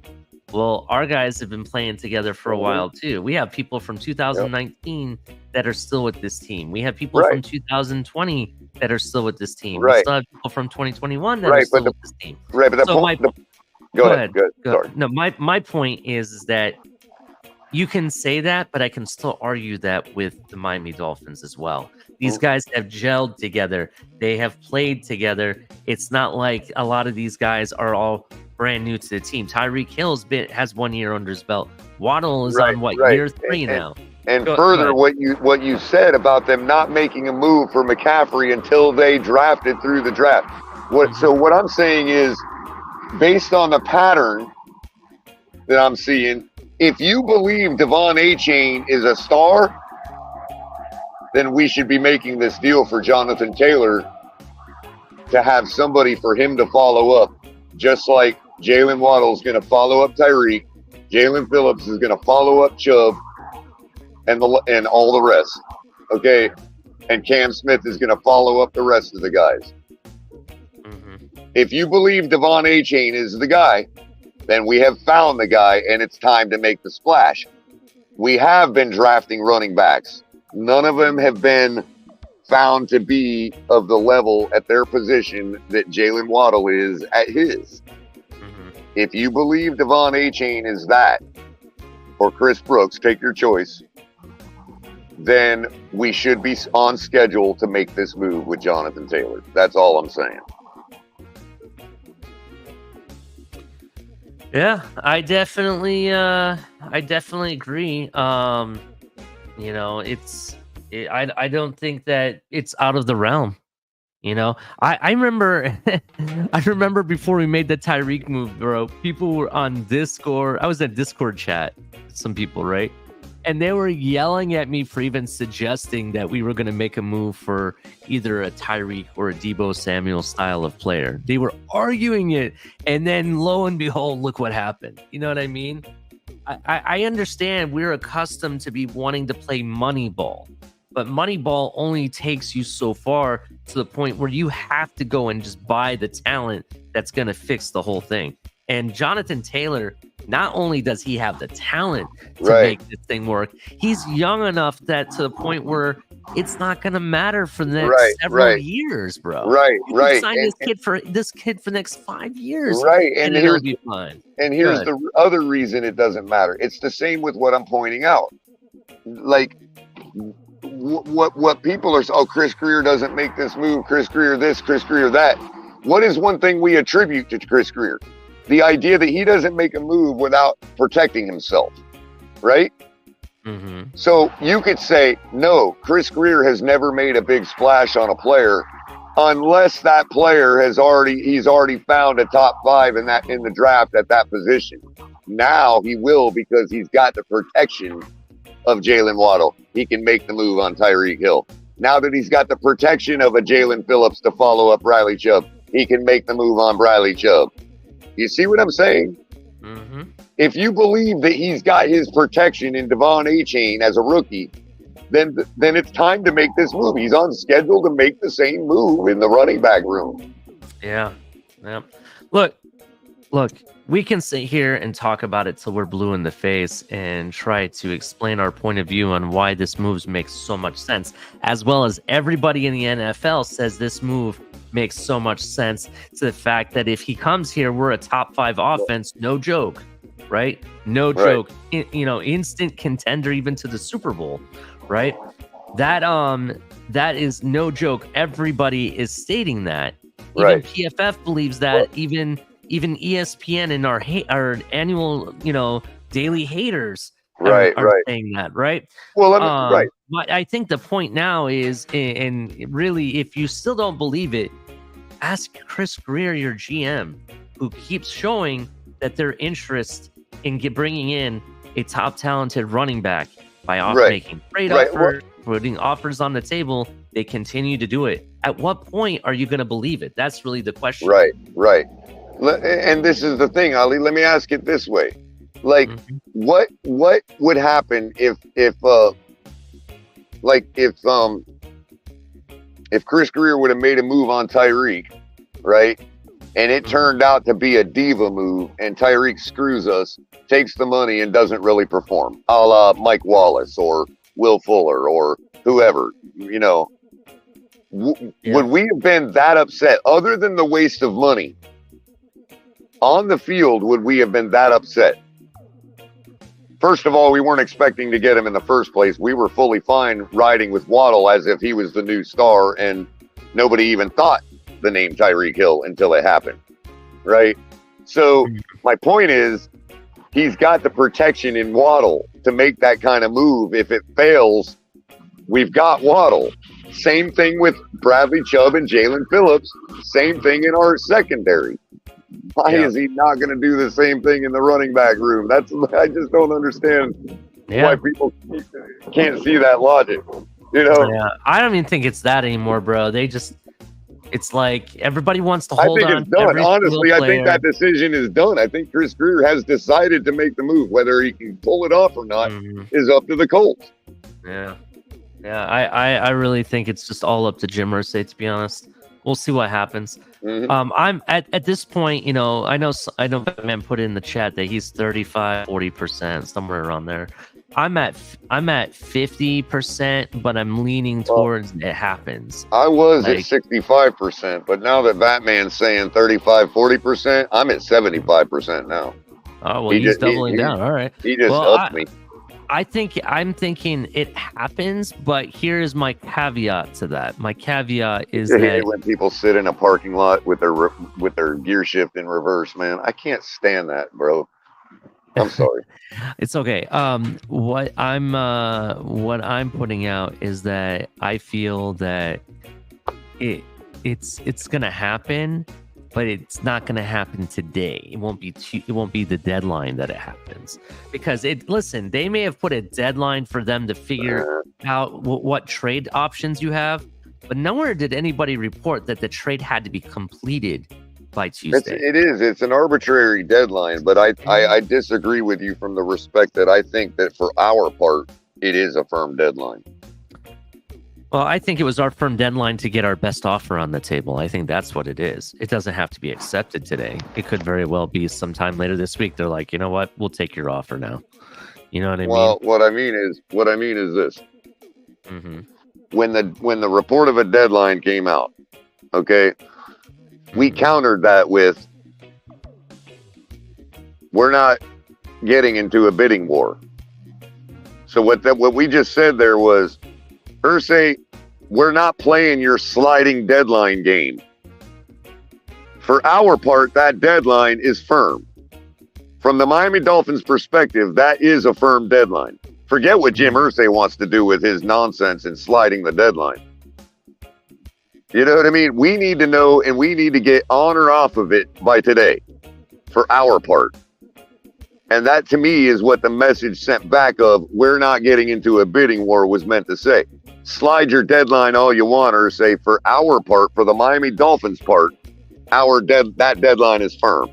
We're not going further than that, in my opinion. Like, we're not following you down the road of sliding deadline, because it's an arbitrary, self-imposed deadline in the first place, and it was meant to push us into doing something stupid, into bidding against ourselves. Well, I don't. I think they'll hold pat until they absolutely have to sprinkle something on there. I do agree. Well, we will, but I don't think we're going further than today. I think we've already done that with the Feeney trade, bro. Because or Feeney trade, because if you look at it, bro, why did you just pay $2 million for a 6th-round draft pick? If $2 million on dead cap, it wasn't like you were saving $3 million off it. Right, and that's fine. We may need more time than today to do to get the works done. But the tentative deal will be in place today if it's going to happen. Then it'll just be about working the picks that's in. Kinda, you know what that's I mean? basically what I was saying without saying that. You said it in a But that different way. that deadline for us is today to either say yes or no, up, down, one way or the other. So if we are, what I mean is if we are still making draft moves close to that deadline where we're acquiring picks, then that tells me we may hear that the deal is done. It's just a matter of us finishing our work and gathering the picks. Yeah, I mean, I understand what you're saying. My personal opinion is that deadline for us is firm today. Like, we're not going down the sliding deadline route. I respect your opinion, but I disagree. Fair enough. Yeah, I respect your opinion, but I disagree. Primarily because I don't think it had to be done today. I think they just had to have offers on the table by today. Again, you're still coming from the perspective of the Colts perspective. I'm talking about our perspective. If we don't have Jonathan Taylor by today, we're not following this sliding deadline, and it's not happening for us. That's what I mean. To formulate my opinion. I understand, but I disagree with you completely. I'm just going to tell you, I still think... Yeah, I got you. I'm sure now that you understand where I'm coming from. So, yeah, I'd like to hear the basis of your disagreement, sir. Well, I mean, look. Yes, there are different things that, there's a lot of different ways to look at it this way, right? There are players we could cut off this team and not really take a hit whatsoever, right? There's a lot that can happen to build up your roster for this type of move. Even if you let some of those players get cut, because of this type of move, and the move doesn't happen, there are players out there that you could very well bring in place of those that you cut, right? And I'm just going to give you an example. Let's say we made room for him by cutting Jeff Wilson, right? Because Jeff Wilson only has 150,000 guaranteed. Let's say you did that, right? There's a Kareem Hunt out there. There's a Leonard Fournette out there. There's a couple running backs out there that we could definitely bring in place of a Jeff Wilson, right? Even if you don't get Jonathan Taylor. That's why I'm saying that even if we don't get the definitive yes today, I still think that they'll play along for a little bit. Now, is the deadline absolutely today? No, I don't. I don't think that. And that's kind of what I was gathering from Ian Rappaport and Pat McAfee. And I understand. The only thing that to me that seems to go against that is the message that we put out that we're not getting into a bidding war. You know what I mean? That to me was saying to them, we're not going to be following this sliding deadline business. You see what I'm saying? I understand, but it's up to the Colts, whatever they want to do. That's them, what I'm saying. But we can also walk away from the Colts and say, sorry, we've got things to do on our roster. Yeah, but are you really gonna say no to Jonathan Taylor, even if it's a week from now, bro? No, I don't think you're gonna do that. I don't think that magnitude of a player, bro. I just don't see it happening. I think that they'll hold on to certain things, but there's moves that they can still do and still have the room for him to bring him on. That's basically what I'm trying to say. I know this. I just don't think that Chris Greer wants to play that kind of ball. Yeah, well, it's just like how he didn't want to bring in and splash on a big time receiver, but we did. Yeah, but the Chiefs weren't doing it. The Chiefs weren't playing games, bro. Just saying. All right, let's keep it moving, Color. The next subject we're going to be talking about is... Likewise, though, I respect your opinion. I'm not saying it couldn't, that we couldn't, You know what I mean? You could. I be understand, absolutely Color. right. You feel a certain way. I feel a certain way. Let's move on to the next subject. It's not a big deal. Not a big deal, Color. No, I just wanted to return the idea that Are you in a store? Is that why you're whispering? Well, I'm trying to keep my voice a little down. Yeah. Oh, okay. I'm sitting here like, why is he whispering, bro? Is he No, I upset just with wanted some you- kind of sarcastic bit on me? No. I just wanted you to be aware that I can return the same compliment. I value your opinion and I disagree with it. No big deal. You're right. I value yours and disagree as well. So I'm right there with you. Exactly. All right. So let's roll, bro. Yeah, let's roll. So this next article, it's talking about 10 things we learned about the 2023 Dolphins this preseason by Omar Kelly. There's some good points in here. I just wanted to bring them up. So 10 things in training camp and the expedition season revealed. Number 1, Batman will like this. Tagovailoa is needed to hold offense together. The Dolphins offense might have finished 6th last season in terms of production, but everyone associated with the unit stressed there's more meat on the bone, and the enhanced comfort level with the terminology and schemes should bring it out. McDaniel has vowed to be more committed to the run game, which is, in his mind, will create more run-pass conflict for defensive coordinators. Of course, the keys to the unit's success will be keeping Tua healthy, which has remained an issue his entire professional career. Let's see if Tua's jiu-jitsu training makes a difference. And we've kind of seen that. You could see some of the ways he's held himself up without having to, having to occur any type of head injury or whatever. You saw it in the one play where he got hit and pushed back, and he kind of held his head up from hitting the ground. There's the one that's also going around where he basically does the backward somersault and everything. So I guess it is starting to pay off. He's learning to fall. It's kind of interesting how that worked out. Kind of genius in a sense as well. Number 2, O-line's better run blocking units. Reminds me of a Tom Petty song, bro. Just saying. Okay. Well, Miami's offensive line is far from a finished product, and it won't be until Teron Armstead heals up from his ankle injury and gets inserted in the unit. There's been progress made from a run blocking standpoint, and that's to be expected in year 2 of a wide zone running scheme, which is being better coached now that Butch Berry has taken over for Matt Applebaum, who was let go after one season. The Dolphins averaged 165.7 rushing yards in the preseason and 5.65 yards per carry. That ranks Miami 3rd best in the NFL and is 53.7 yards more than the preseason average for all 32 teams. And keep in mind, Miami didn't finish the 4th quarter of the Jaguars game and had that level of success without Armstead, a Pro Bowl talent. That is a fact. The fact is this team is made to run. It is a perfect scheme fit for Jonathan Taylor. Greer, go make it happen because you're going to rock and roll with him in the backfield. Right? Imagine having Jonathan Taylor and A-Chain in the backfield. That is going to be ridiculous, bro. That's going to make defenses want to vomit having to deal with them. Ali, I keep saying the same thing. Imagine having Tyreek Hill and Jalen Waddle in the secondary. Imagine having Xavier Howard and Jalen Ramsey in the secondary. Imagine having Bradley Chubb and Jalen Phillips as pass rushers. You see what I'm saying now, bro? I understand they're pairing everybody. I absolutely agree with you. But also, if you look at it, this is almost like a Ronnie and Ricky situation where you have A-Chain and you have Jonathan Taylor, for example. That's the magnitude that you're bringing with this.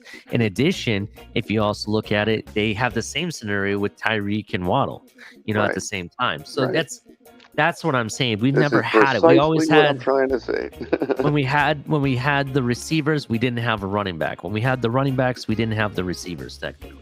So and in general, we've got 2 stars at each position, except for that one.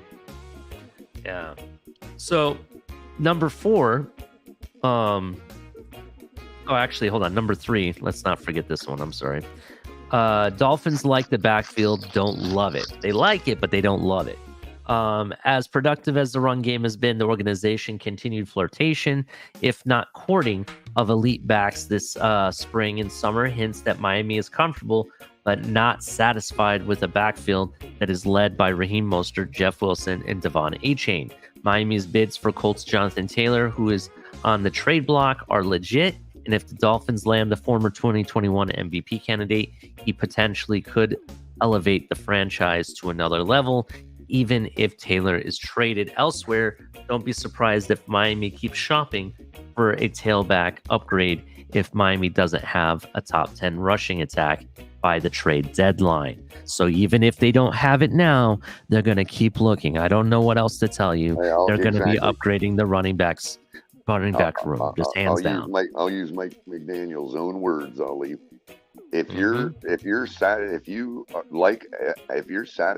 with average, then you should be totally comfortable with our running back room. There you go. Now, this one is kind of a touchy subject for some, but we'll talk about it. Battle to be Tua's backup ongoing. The best way to describe the position battle between Mike White and Skylar Thompson, determine who will be Tagovailoa's backup, is to be continued. White's concussion limited his preseason reps to the first game and a couple of snaps in game 2, and Thompson's inconsistent play.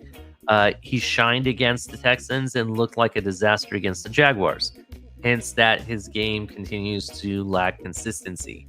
White has more experience than Thompson, but doesn't have a good grasp of the offense. So this call might be a game time decision. However, if it comes down to money and experience, then White gets the nod. Does Mike White have more experience than Skylar Thompson? I mean, he's been in more starting. He started games. more regular games. Yeah, right. I think that's where it comes from. Right, and you could argue he's had more success. But Skylar Thompson has had what? Playoff experience. Well, I know. I'm just saying that you could argue. Like, put that Mike White's had like regular quarterback games, like 300-yard games and stuff like that. So I guess you could say. To be honest, I'm kind of underwhelmed with the backup quarterback position battle, bro. I'm very underwhelmed. I was hoping one of them would just take it over and, we could be done with this battle, to be honest. But neither have done it. I mean, Mike White has looked like shit, and there's times Skylar Thompson looks like shit, to be honest. I'm at the point, I was even contemplating the other day, I was like, you know what? Let's go find real backup QBs that are not a project, to be honest. Why can't we just do that? And it is what it is. We'll see what happens with that, but it's going to be an ongoing battle, according to what we learned. Right. Number 5, Vic Fangio is Dolphins' top offseason addition. Maybe my opinion wouldn't be different if we had a healthy Jalen Ramsey, but maybe it wouldn't, because Fangio's defense is complex, creative, and seemingly will present challenge to opposing coordinators and quarterbacks. Watching it for weeks has taught me that your eyes can play tricks on you, since everything in Fangio's defense looks the same, but it isn't. The hope is that his playing calling doesn't get watered down by injuries, and that Miami's edge players will deliver pressure and sacks, and secondary will produce turnovers and limit big plays. We'll be able to measure Fangio's impact based on where Miami's defense finishes the season ranked in points allowed, yardage allowed, sacks produced, and turnovers created. Number 6, still shopping for complementary safety. Yes, Miami's coaches haven't hidden the fact they aren't comfortable with the play they've gotten from safety position during training camp and the preseason. And the hunt for a safety to a team with Javon Holland continues. Brandon Jones, who's recovering from an ACL injury in November, suffered a setback that isn't related to the knee and has been shelved. Elijah Campbell suffered a serious knee injury in Saturday's game against the Jaguars and could be gone for a while. That leaves Deshaun Elliott as the starter by default. Does this 35-game starter have the range to free Holland up to vary his roles? That is a good question. I honestly thought Elijah Campbell was going to kind of maybe be that guy, and then he got injured, to be honest. I don't really know who would we shop for. Who's out there that we could bring in? Color? I'm not really sure. Right.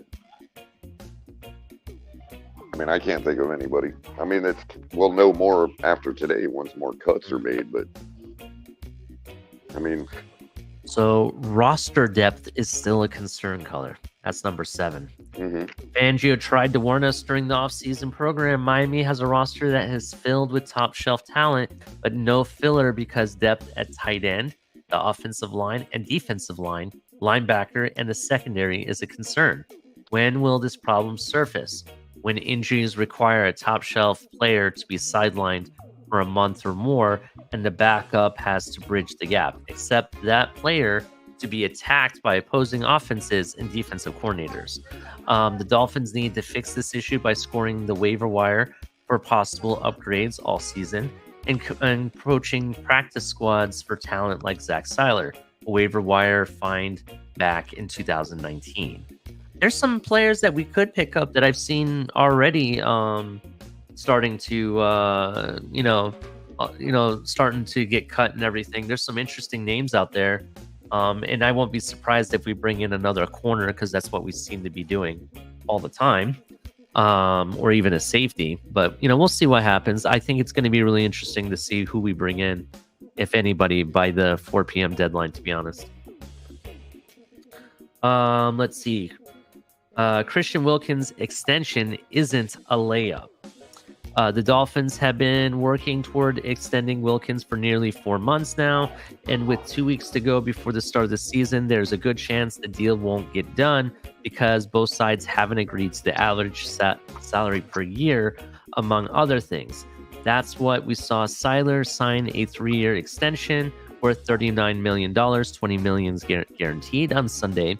Seiler will average roughly $10 million a season, while Wilkins is asking for $20 million a season. Is Wilkins twice the player Seiler is? If your answer is no, then you understand why a deal hasn't gotten done yet. I want to say something about this because after this was reported, there was a report out that they offered similar money to what Dexter Lawrence got, right? Dexter Lawrence signed a $90 million deal, 4 years. With $60 million guaranteed. That comes out to be about $22.5 million per season, right? That, if you're talking about the full contract, that's what the average salary is. If they've offered that to him, why hasn't he signed it if he wanted $20 million a year? Do you understand what I'm saying? That's what my question is. Now, I understand maybe you want more guaranteed money. Maybe they only offered him $60 million guaranteed, just like he did. I get that. You want more. But then again, you want $80 million guaranteed? I just can't see us doing that.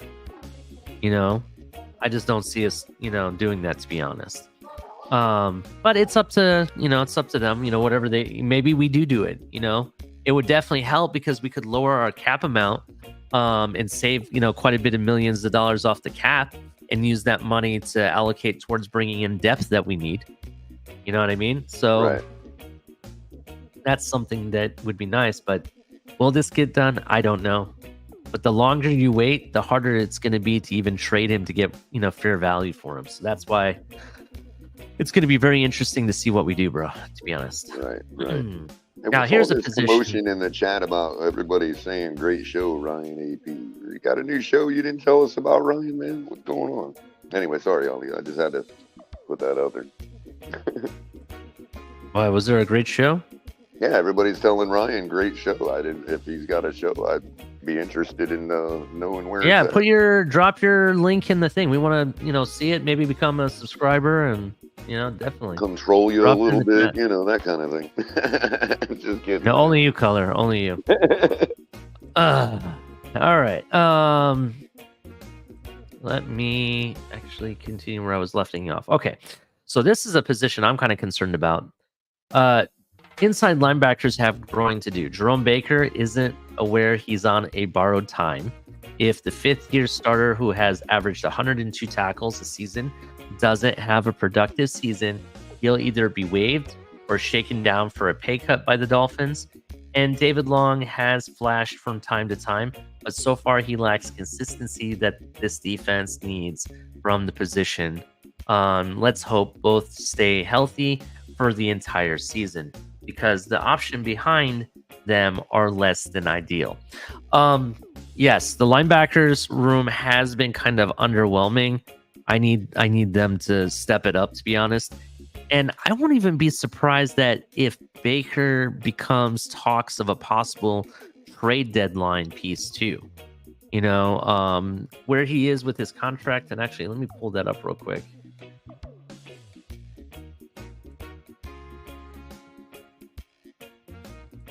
Here we go. So he had signed previously a 3-year, $37.5 million contract with Miami. And let's see, where is he at right now? 1 second. So after this season, he has one more season left, right? And I could see it's very possible you could trade him still. There might be a team that needs linebacker and they're okay with the money for one season like that. You know what I mean? Or maybe they can negotiate how much of the contract that we're still going to hold on our cap books. You know, that's negotiable in a sense. So it's you know, that definitely look at that maybe being a trade, you know, that we could make. Like you said, he's on borrowed time. So we'll see what happens with that. Number 10, and this is the last one. Rookies have a steep learning curve. Cam Smith got roasted by a double move against the Jaguars, and it exposed Vic Fangio's worst fear about the second round pick. The Dolphins coaches can't trust him yet, which means Eli Apple will likely begin the season as the third cornerback in the nickel package. But it's not just Smith who hasn't earned the coaching staff's trust yet. A-Chain, the Dolphins' third-round pick, hasn't fully grasped Miami's offense and proven he's reliable, and there isn't a draftee on the roster who's pushing for immediate playing time. Maybe this will be a repeat of last year when Miami's rookies admitted they needed a season of growth. Well, there you have it from Omar, stating that A-Chain still has room to grow. He still is not fully reliable, let alone has fully grasped the offense yet. So that's interesting. Remember how people were saying we have A-Chain, he's our Dalvin Cook, he's our Jonathan Taylor, we don't need him? Do you remember that, Color? Right, exactly. So you're going to sit there and put all the hopes of getting to a Super Bowl on a rookie that hasn't even proven himself yet. Exactly. So good job there, people. Good job. But that's okay. That's okay. We move on. My biggest thing about Cam Smith is that, yeah, he's a rookie. He's a little bit raw. I understand, but it's not. He hasn't really made any mistakes that Xavier Howard hasn't. Xavier Howard got beat the same kind of way, and he's a veteran. Right. They can't trust him. If they can't trust him because he got burned once, man, there's a whole secondary we can't trust, man. Yeah, I mean, look how many times Noah got burned, let alone, but Noah's still around. Noah's still, in contention to get, he's had his best camp ever. You know what I mean? Look, my point is that, yeah, he's a rookie. We expected it. Did I expect him to be the starter week one? No, I didn't. The only reason we even considered it was because of Jalen Ramsey being injured. You know what I mean? So all I'm saying is that I could definitely see him moving up the ranks and getting better and better each week. And I think he's learned from that mistake of getting roasted where he was. It was probably a matter of positioning, to be honest. Well, one thing that helps stop your DBs from getting roasted, right? Mm-hmm. Keeping the ball. And you know what? One thing that helps you keep the ball, right? What's that? A top 5 running back. That's true. That is true. And you know what they're saying is that they need this offense to keep the defense off the field. You know what I mean? And what does that is a top 5 running back along with their top receivers that they have. I mean, it's football 101, bro. Mm-hmm. Complimentary football 101. I'm surprised we've lost sight of that because of all the, I guess it don't work like that in Madden. I don't really know, bro, but even when I used to play Madden, I mean, I remember trying to keep the defense off the field. You know what I mean? Like even in Madden. So I don't know why we've gotten away from fundamental football so much when people talk about, oh, this and that. Yeah, our defense sucks. Well, yeah, when you're not moving the ball and you're only scoring 23 points a game, yeah, your defense is going to suck. Sorry. No matter who you got on it. I mean, but I digress. So, Color, let me, how we were talking about chemistry and cohesion and whatnot.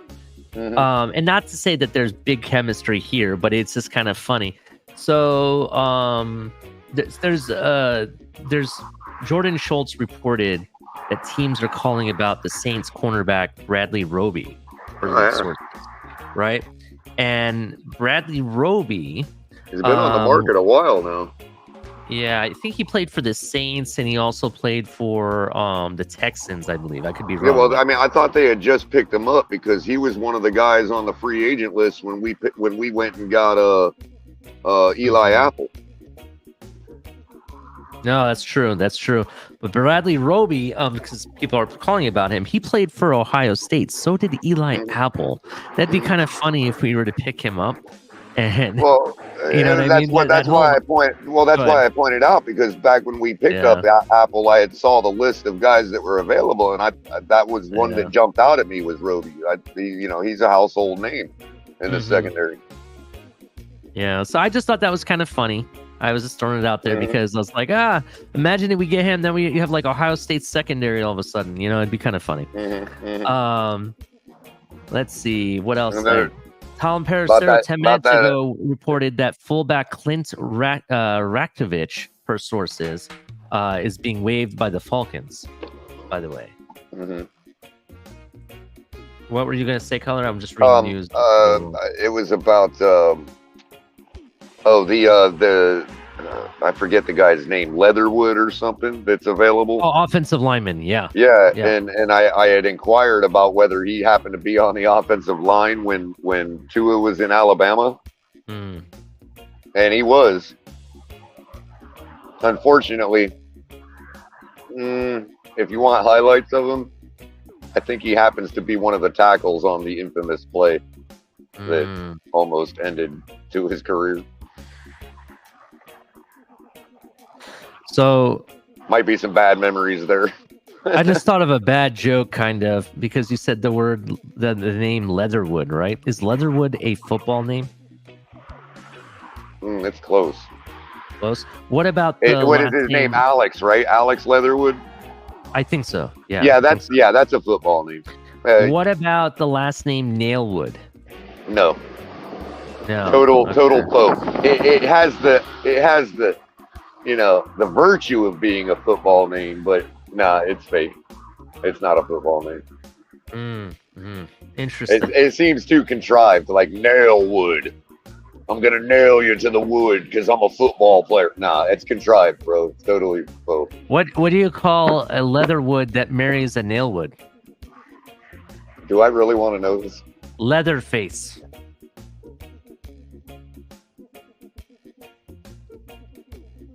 I don't know.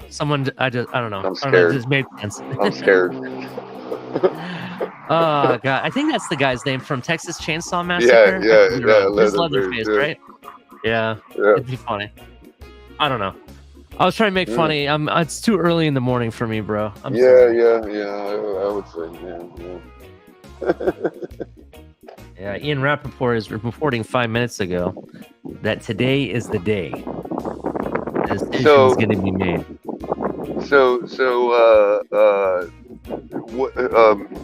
What's the not over under, but what are the? I don't know if it was live or if it was backstage last night, but we asked the question with the group: who do you think's going to break the news? Like which commentator? Which one of the big news guys is going to break it? Adam Schefter, Tom Pelissero, Jeff Darlington. Who do you think it's going to be? Up or down? whether it's positive or negative news. Ian Rappaport, who do you think? Who's been on it? I'm gonna go with Ian. I said Tom Pelissero myself. But, Tom Pelissero's on it too. It's between him and Ian, to be honest. But they could throw Darlington a bone because they haven't given him much in this whole issue. It might be his turn. Yeah, I kind of think ESPN reporting has kind of lost a step, to be honest. Well, isn't Darlington with NFL Network? I believe he moved to ESPN. Oh, did he? Yeah. Yeah, they do. They don't have anything on like no trade tracker or like cut tracker, none of that, man. They're all like, yeah. When it comes to NFL sports, they've kind of lost a step, bro. Even their NFL show is kind of, and I think that's why you brought in Darlington, to be honest, to kind of spice things up a bit. But it's just kind of right. They don't have. You think about it, their NFL like people that they've cut a lot of them. Even Keyshawn Johnson went to go be with Skip Bayless on Undisputed. So, and even Michael Irvin is over there now. I don't know. I don't know, bro. I don't know how that's gonna work. It just isn't. I don't know. We'll see. Half of them will be with Jason Whitlock and the Blaze by next year. That's true. That seems like the path. You get, Fox takes you in after ESPN abuses you. Fox takes you in, and it's a romper room there. So people are I got to get out of here, and then they want to go. They go even further over to Whitlock and the Blaze. By the way, I highly recommend Jason Whitlock's show, Fearless. I mean, it's just great show. So Joe Riss says the way Ali says Falcons is the Millennium Falcon. Yeah, well, that's the only Falcon that mattered in my book, to be honest. The Millennial Falcon. The Millennium Falcon. I know. That's what these kids are. The young kids. They're the Millennial Falcons. No, they're the Gen Zers, bro. The millennials are no longer kids anymore. They're middle-aged, older like myself. I'm a millennial, technically. I think. I don't know. I don't keep up with that shit, to be honest. I know. Apparently I'm Gen X, and funny thing is we never knew that till the 90s, so I don't know how I'm Gen X, but all right. I'm starting to like this Star Wars innuendos. Now this next person that's in the chat, his name is, or her name, whichever, is Vader's daddy. Oh, yeah. I like it. Oh, yeah, Vader's daddy's a regular. Yeah. And I'm assuming it's a male considering it's a daddy, but, whatever. Yeah, I'm not sure what pronouns that person uses. I don't know. Vader's daddy? I mean, I'm pretty sure it would be Vader's mommy if it was the other one. Yeah, but we know who Vader's mommy was. We don't know who Vader's daddy is because that's a bigger question. True. Well, yeah, true. It could have just been it could have been an androgynous being from some other part of the universe. Yeah. They basically said he was created by the Force. So right. That's basically what happened. The androgynous metachlorians. So what you're telling me is that he's neither male nor female. Vader was the Messiah of the Star Wars universe. Pretty much. Like Jesus of Nazareth, for example. No, he's more like the fallen angel. There you go. That's good. That's a good point. Good point. Anyway, as Vader's daddy says, exactly, I am the Force. Oh my God, now we got another one, bro. Noob changed his name to Obi-Wan Kenobi. Obi-Wan Kenobi. Oh, man. Did they actually... I don't remember them confirming that he was made by Plagueis. By Darth Plagueis. I have no idea because I dropped off after that. Like... Yeah, I don't know. Anyway, just like that, he dropped off.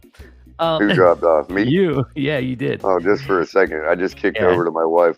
Anyway, it's 8:05 a.m., bro. It's cutoff time. What's your final thoughts? Final thoughts, Tyler. It's happening. I am making the call. This race is over. Jonathan Taylor is a Miami Dolphin. You heard it here first. Tyler's making the call. He says it's a done deal. You heard it here first. And if I'm wrong, I'll just apologize like every other news outlet that calls elections too early. There you go. You got it. Green Rat says no Taylor, but I think Green Rat's from Indiana or someplace like that, so he doesn't want to see them go. Green Rat's really a Colts fan. He's not a Miami Dolphins fan. So just remember that. Try a little further west and a little further north. Prove me wrong if you don't believe me. Prove me wrong. Yeah, but anyway. try a little further northwest and you'll pinpoint Green Rat. A little bit further northwest. Yeah, like due north of Missouri. Due north of Missouri. Oh, he's an Iowa person. Yeah. I gotcha. Anyway, listen, everybody, make sure you hit like and subscribe. We appreciate all of you hanging out with us and having these conversations. We'll see what happens. Today is a Black Tuesday for a lot of 21 players on the Dolphins roster currently. So we'll find out what happens. Either they're traded, cut. We'll keep you guys up to date. Expect Color to probably be, putting out breaking news here and there. It's going to be a crazy day, and we'll see what happens with Jonathan Taylor, and we'll talk about it tonight. With that being said, with all a good day, and check out TMI Tuesdays, right? Today is Tuesday. TMI Tuesday is going to happen tonight. So definitely check that out. With that, I'll tell everybody, have a great day. Pins up, everybody.